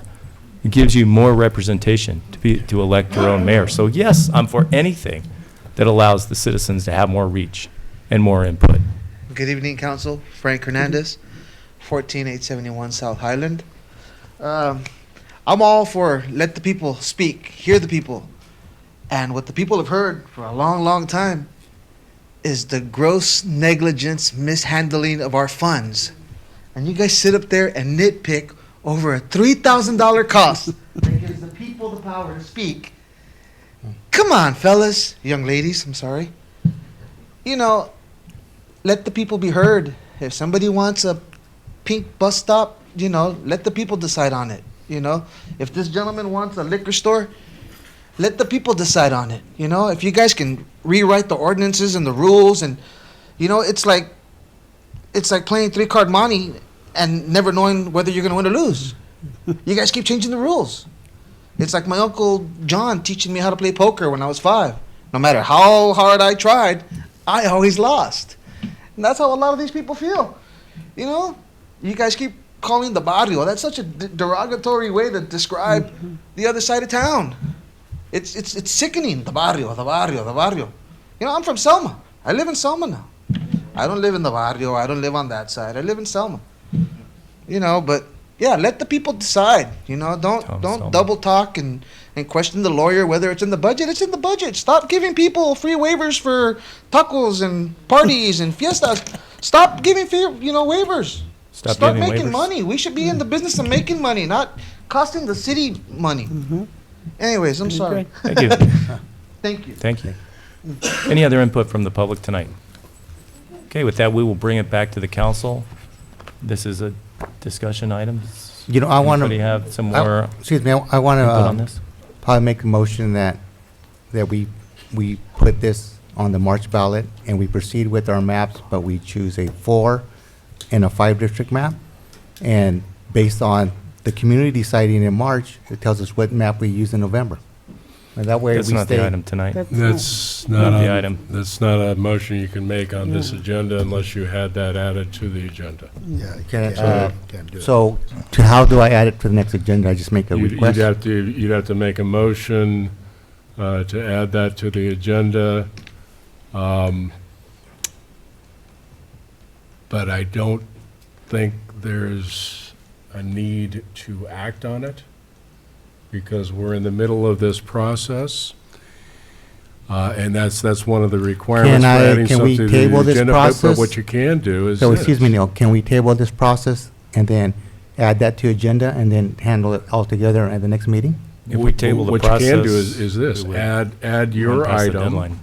To the next agenda. to the next agenda. The next agenda. Is that going And to? that way, we can deal with that motion that you just made. I mean, are we going to keep voting on your 5 districts that you Yes. so desperately want? Yeah, But absolutely. You lost the last time. I I mean, let's didn't move lose. on. I'm voting Why for don't we letting the put community this to the decide. people Let's and do it. let That people was my decide? motion, Scott. That was my motion. But to we're put it. going for 4 districts and mayor at large right now. That's what we're in, that's what we're moving on right now. And then it goes on the ballot at the next election. That's what we Yeah. would be considering in March. You had your chance. You had your 5 districts. Ma- It went down. Now it's 4 districts, mayor at large, and we're going to look at putting it on the election. I mean, you just want to keep bringing this back, Mr. Franco. And how often can you, I can- you know, it's not useful. We keep going It's- over the same Well, thing. How is it hurting anything to put it in March and proceed with a map today and letting the community decide? Yeah, I'm How- all- How is that? Let's move forward. How? All for How? it for March, but we go forward on this right now to beat the And I deadline. said that, and I then we said, bring it back and in let's- March to see to put it on the November No, I ballot wanna- or whatever election that the council decides on. No. I want to make a motion on the next meeting that we put it on the March ballot. So I'd like to put that on the agenda to have that item discussed. Okay, so what would he be putting actually on the agenda? The 4 and mayor at large, which we're deciding on right now to insulate us from liability? Or would it just be just to put whatever we decide on? To end up with an ordinance that has 5 districts, you'd have to scratch this process and start Well, the other then process wouldn't it be, anew again. wouldn't it be Which- easier which just to I don't table even- this and keep us in our timeline? Say it again? Just tabling it to the next meeting, wouldn't that keep us in our timeline? No, Well, I let him answer, Scott.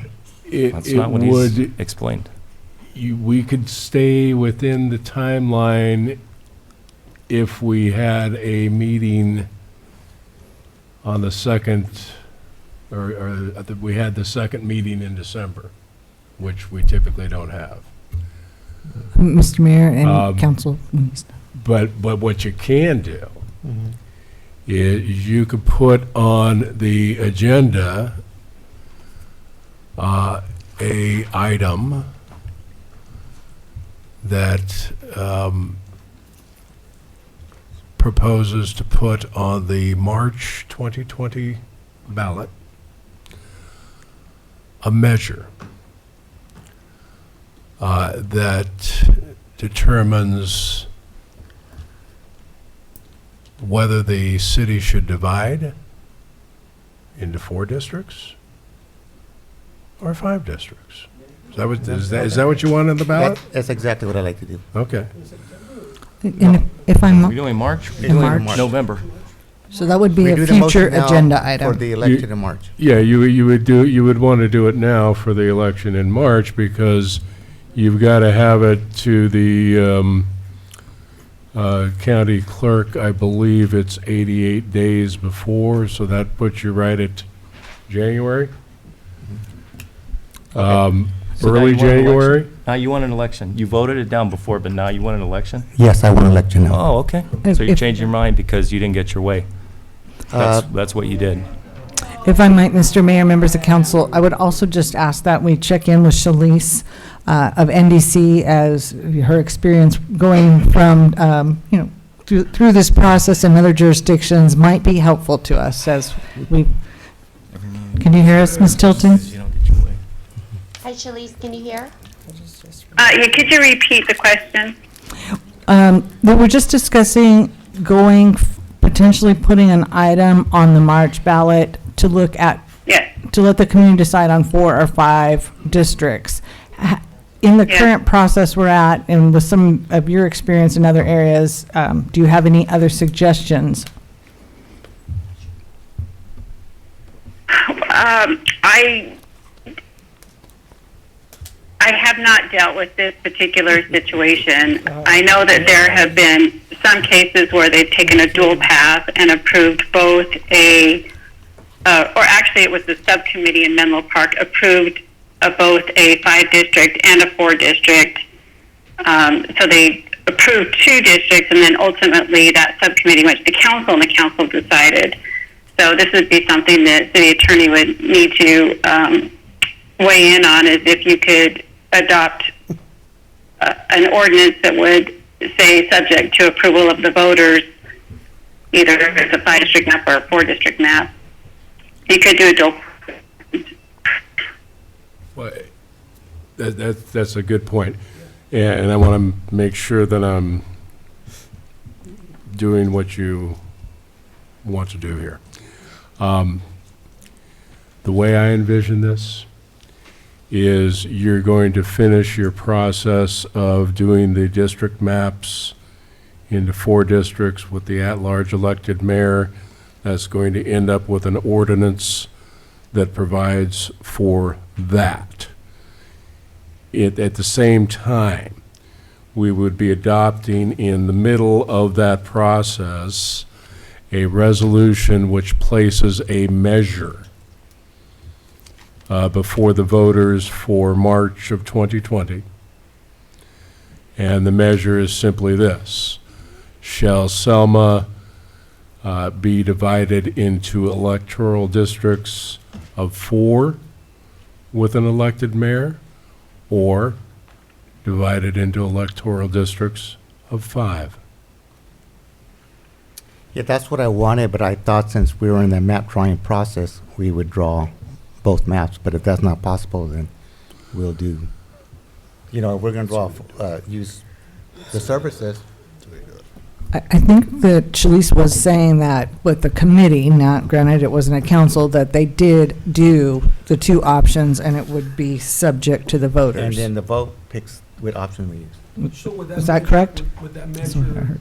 qualify us to be under the radar, fulfilling our agreement to being under the liability factor?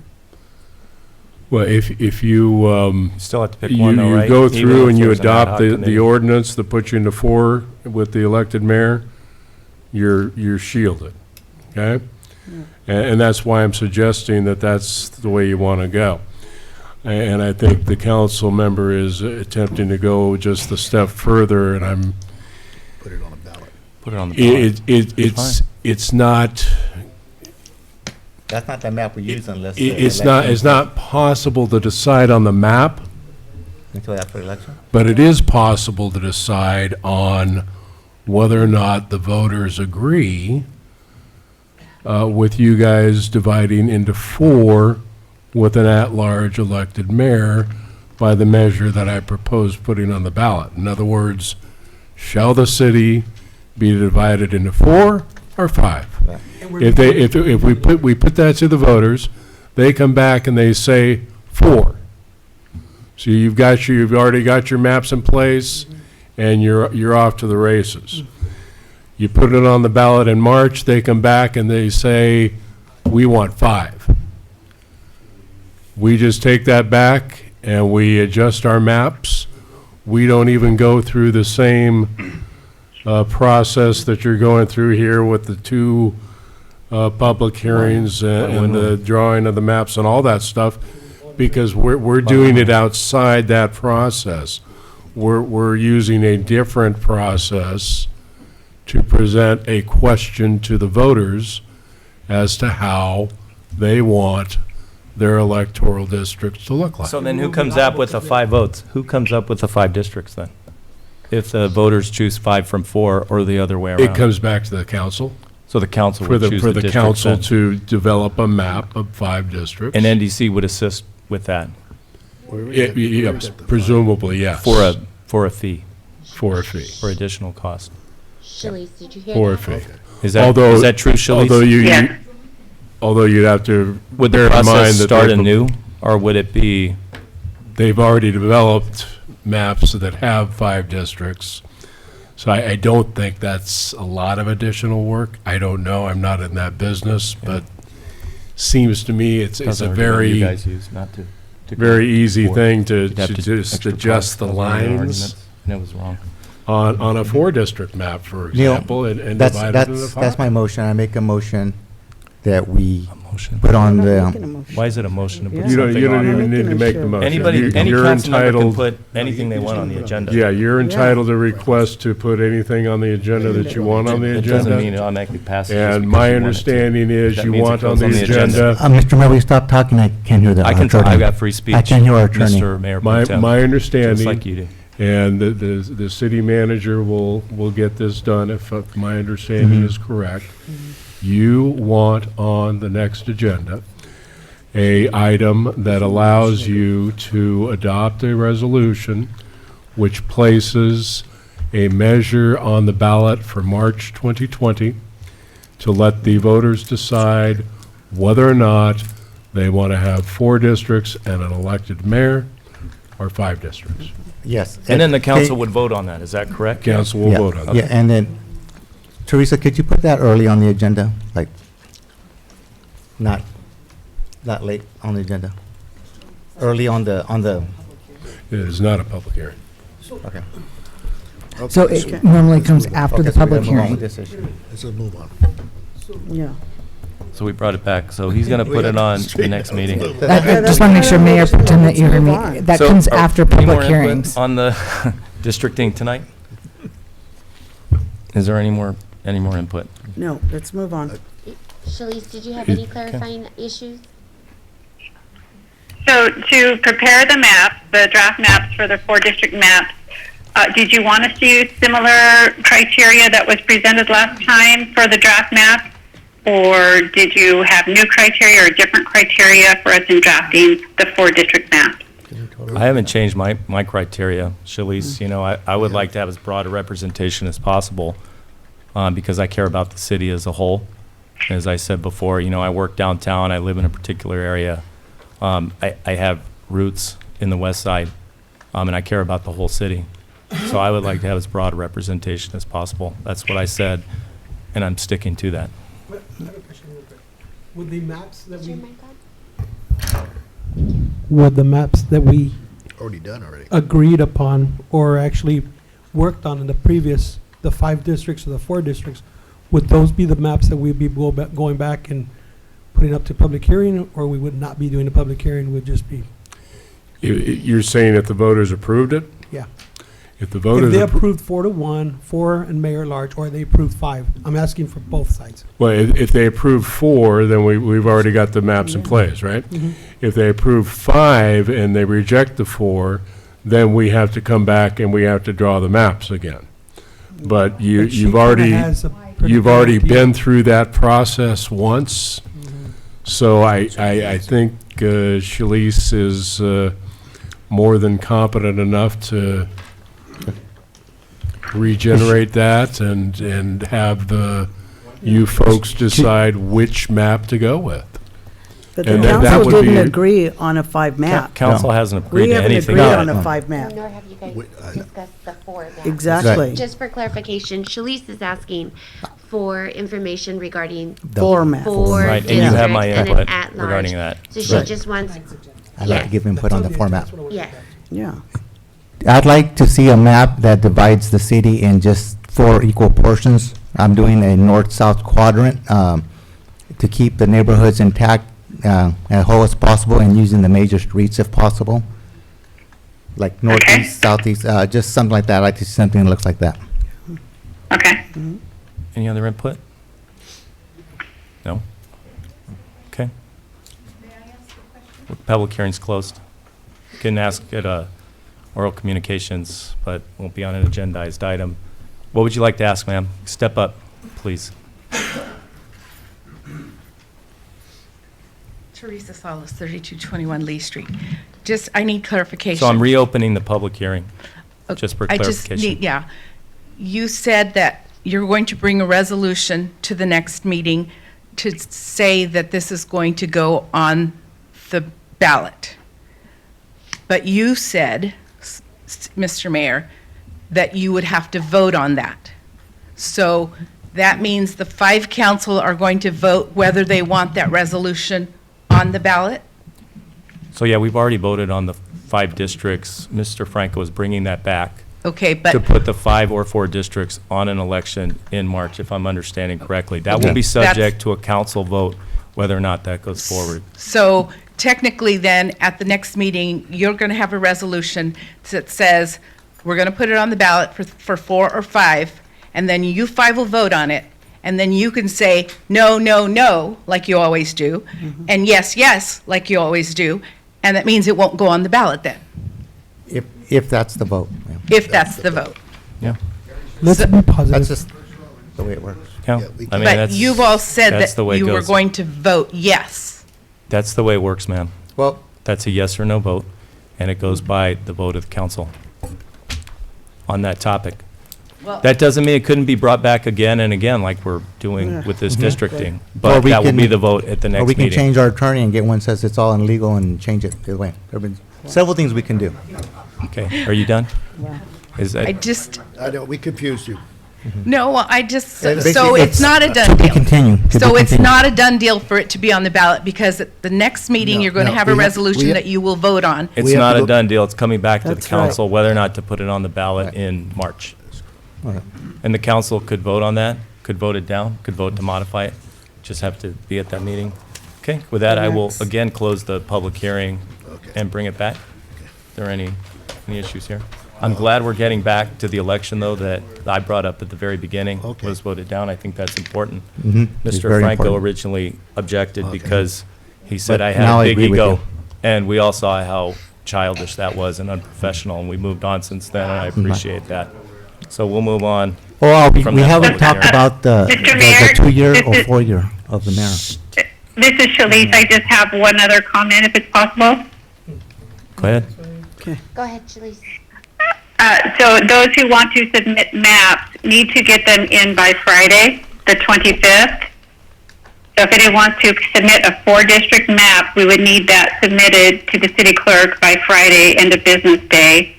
And then the 4-district draft maps would be posted on October 28th for your November 4th hearing.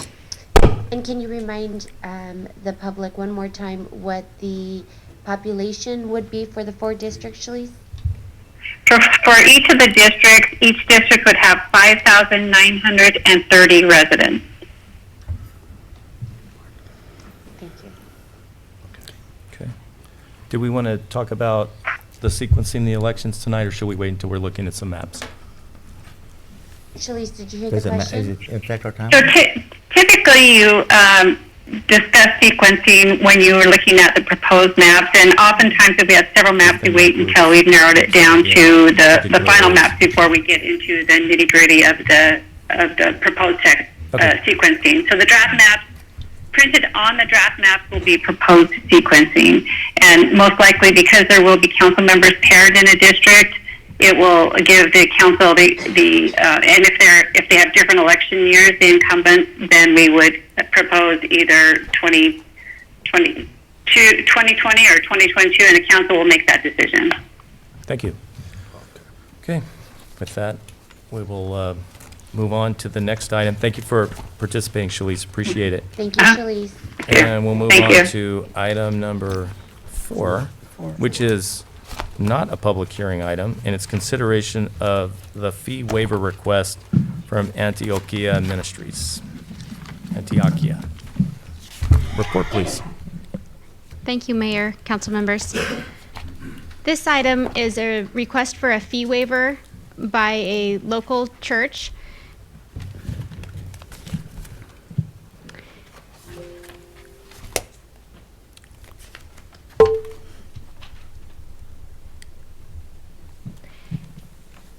The project site is located at 1426 Grove Street.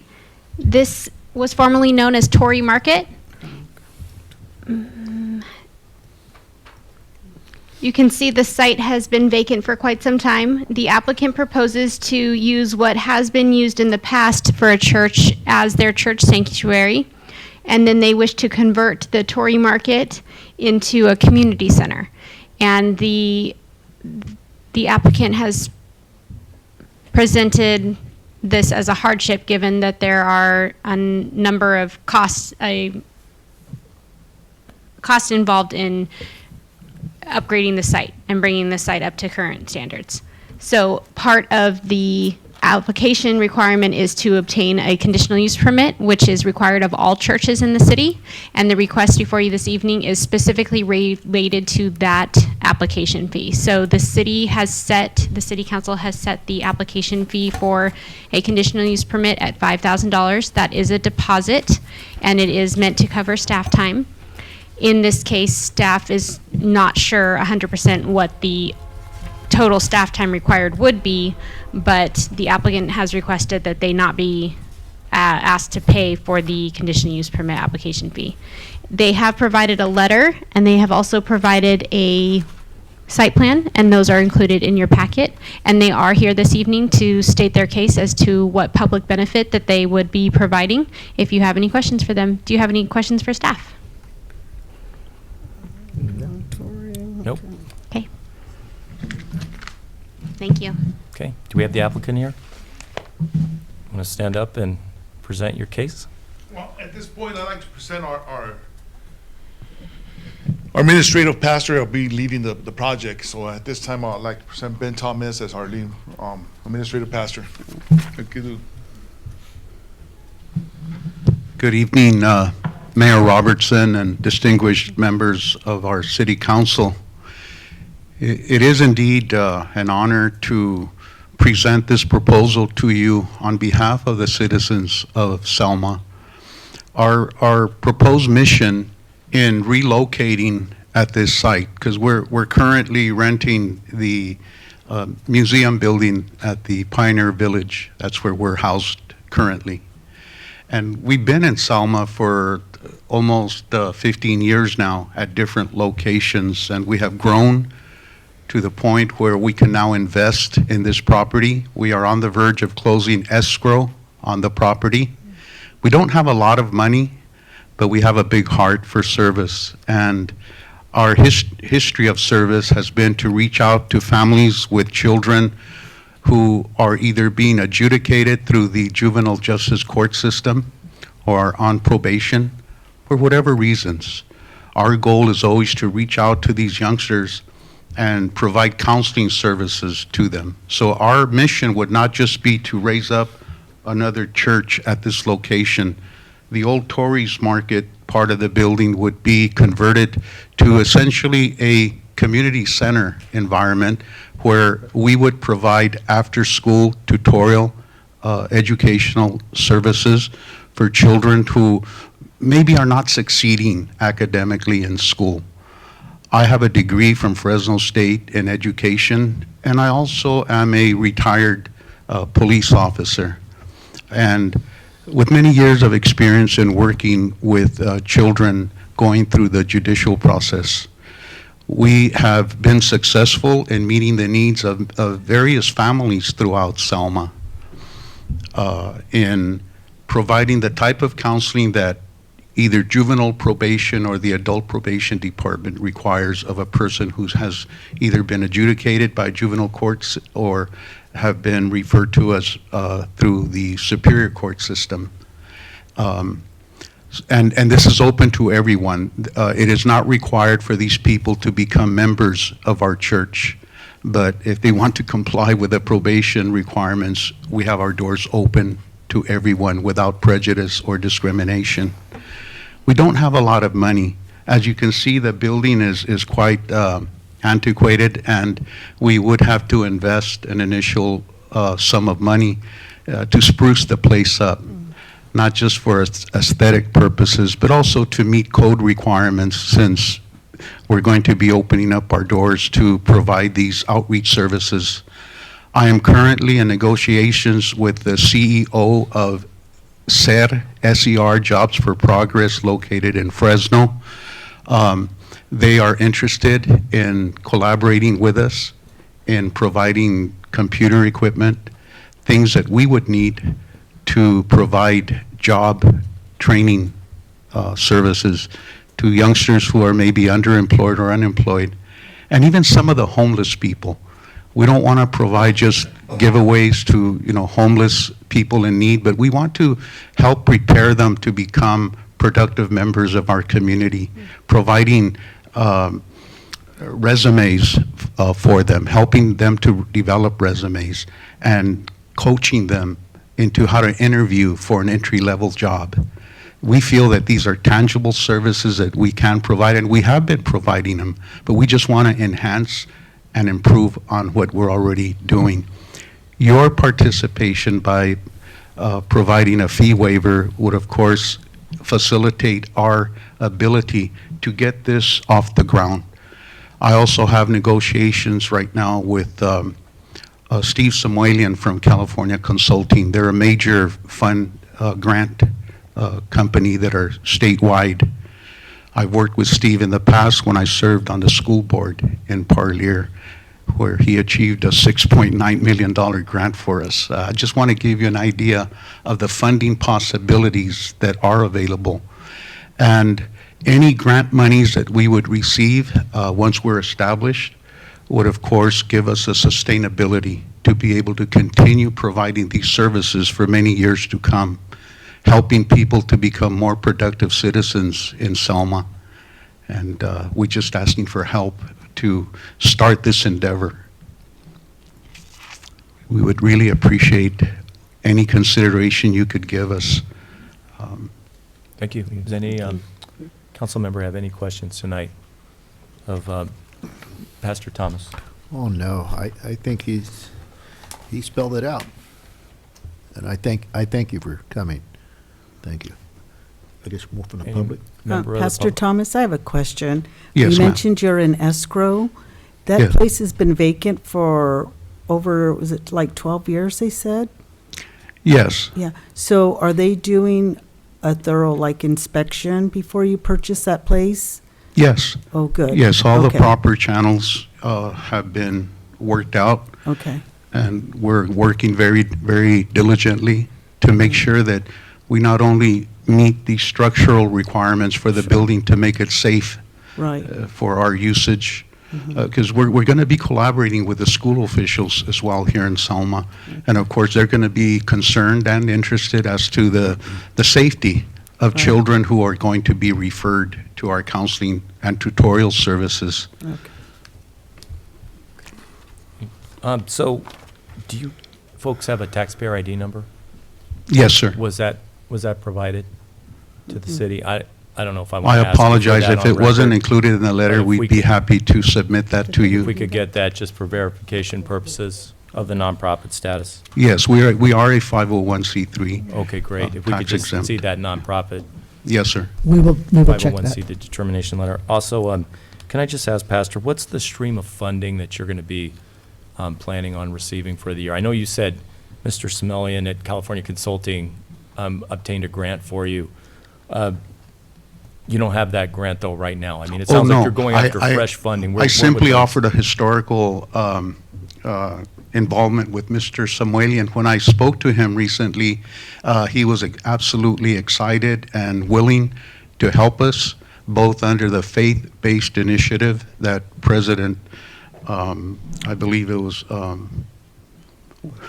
the father, the dad, the Bush, that he signed into law. It's a faith-based initiative where ministerial or faith-based organizations qualify for grant funding, but we're also going to pursue other private philanthropic resources to be able to fund our programs.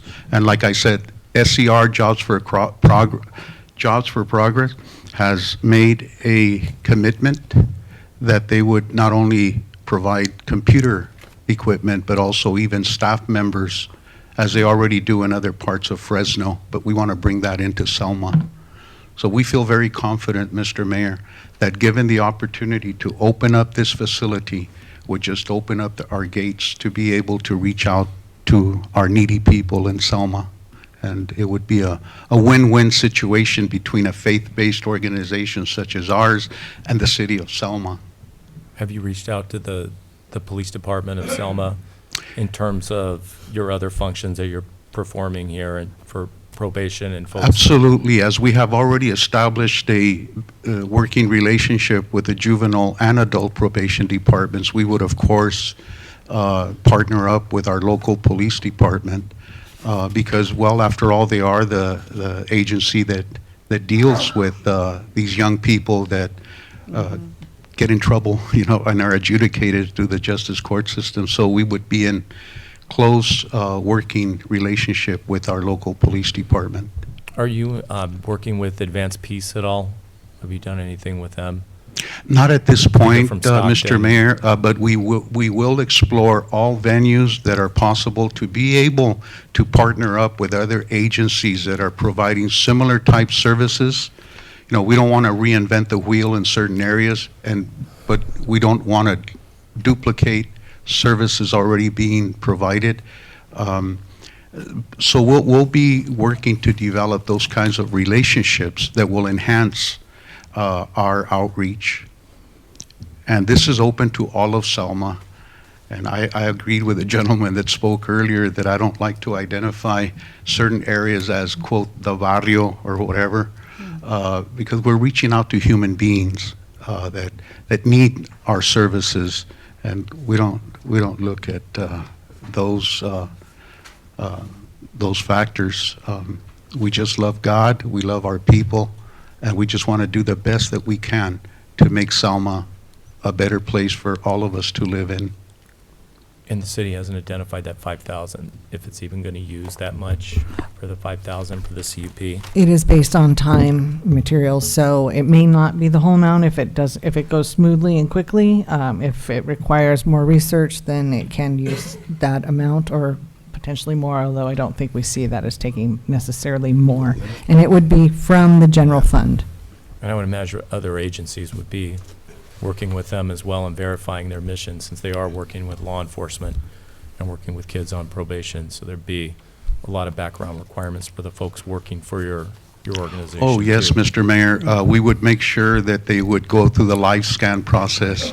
The school authorities as well are very stringent on, you know, the kind of volunteer persons that we would be working with through our church. Would it be outpatient or just would anybody be staying there, or would it be out calls only?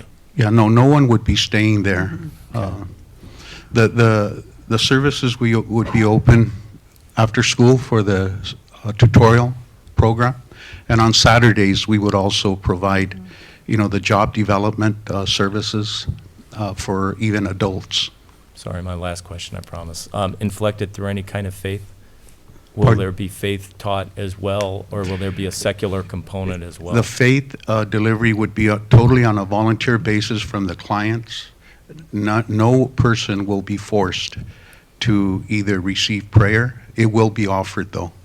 This is something that we pray that our church can have the latitude to reach out from that, because we are a faith-based organization, but that will not in any way, shape, or form be a requirement. Thank you. For Did anybody from the participation. public have any comments or any questions tonight? Mr. Reese, step up, please. Thank you, Mister. How you doing? My name is Dan Reese.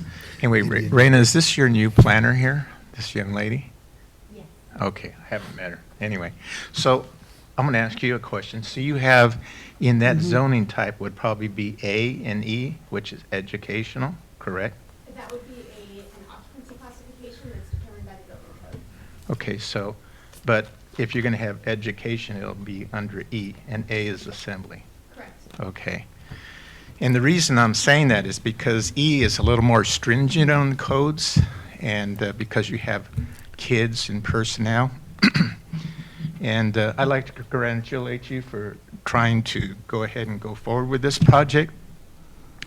But somehow I feel like the other gentleman here, that they were trying to get their project passed through and they had to pay all these fees, that I just feel that it's not fair for them to have to pay the fees and somebody else is not going to pay the fees and have those waived. I think that we need to kind of pull in our resources and begin to kind of try to help the people there as far as what they need, but also make sure that the job is going to be done safely. So I think you're looking at a question of mission too, Dan. If I may, they're a Go ahead. nonprofit providing a public benefit. The gentleman that visited with us earlier is doing something for their profit. So that is a for-profit enterprise. So I think you have to demarcate the two sometimes and look at the mission and the purpose. And I know the council decided a few months back to, on that very basis, we're just granting every waiver, everybody that came from Right, money. and you made that So we statement, stopped too. at 2,500, right? There's a limit to 2,500. Every nonprofit gets one bite of the apple a year. If it goes over 2,500, as this is, they come to council in terms of a nonprofit. Correct. A nonprofit only. Yeah, nonprofit doesn't mean you can't make profit, it's just a status. I know very well what a nonprofit is, Dan. I mean, I took a class in that.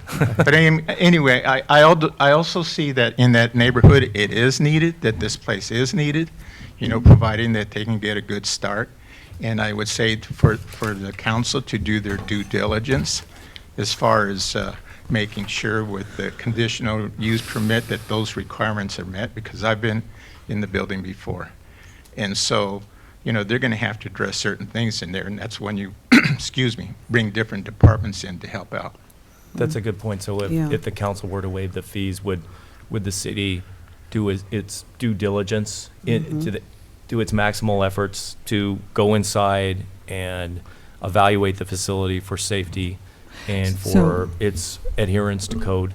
Well, that is an important part, is the code, bringing that building up to code. I think by their request for the fee waiver here is to enable them to focus on the improvements that need to be made, because they will have to bring it up to code. And there is a lot They do have of to work to do because it This isn't hasn't been This isn't a building permit. inhabited. No, this Correct. is just a CUP. Just a waiver. Right, so this isn't a permit itself. This is just to get them to the permit. Yeah, This is to and I get want to them- They have to do differentiate that. between planning and building, because this fee waiver is only for a planning process, which is a conditional use permit, which is required a of all churches in the preliminary. city. But they would still be required to go through the building permit process, This is and there the would be planning part. fees This is just the associated zoning with the part. building permit Gotcha. and inspections associated with that. That would be completely separate from this planning process. This planning process is only entitling a use, which is, the use of the structure, whereas the actual structure improvement itself is handled by the building department. Okay, thank you for that clarification. Thank you for bringing that up, Dan. Appreciate it. Okay, so bottom line is, after they're done with there, if you guys decide to waive those fees, that's fine. But then there's the other things as far as, like she stated, the permits and the plans, and make sure everything's going to function properly. That's it. Thank you, appreciate it. Thank you, Dan. Any more public input tonight? Okay, with that, we'll bring it back to council. Is there? Yeah, is there a Scott, motion? I'm gonna tell you something. Discussion. I've never, since I've been on the council, I've never turned down any churches because their importance in our community, and I'll tell you why. They keep our violence down. They try to keep our kids, but at the same time, our faith. And it doesn't matter what you believe in and what faith you belong to. It is the idea that the quality of life that everybody wants to be achieved in life, the peace and harmony.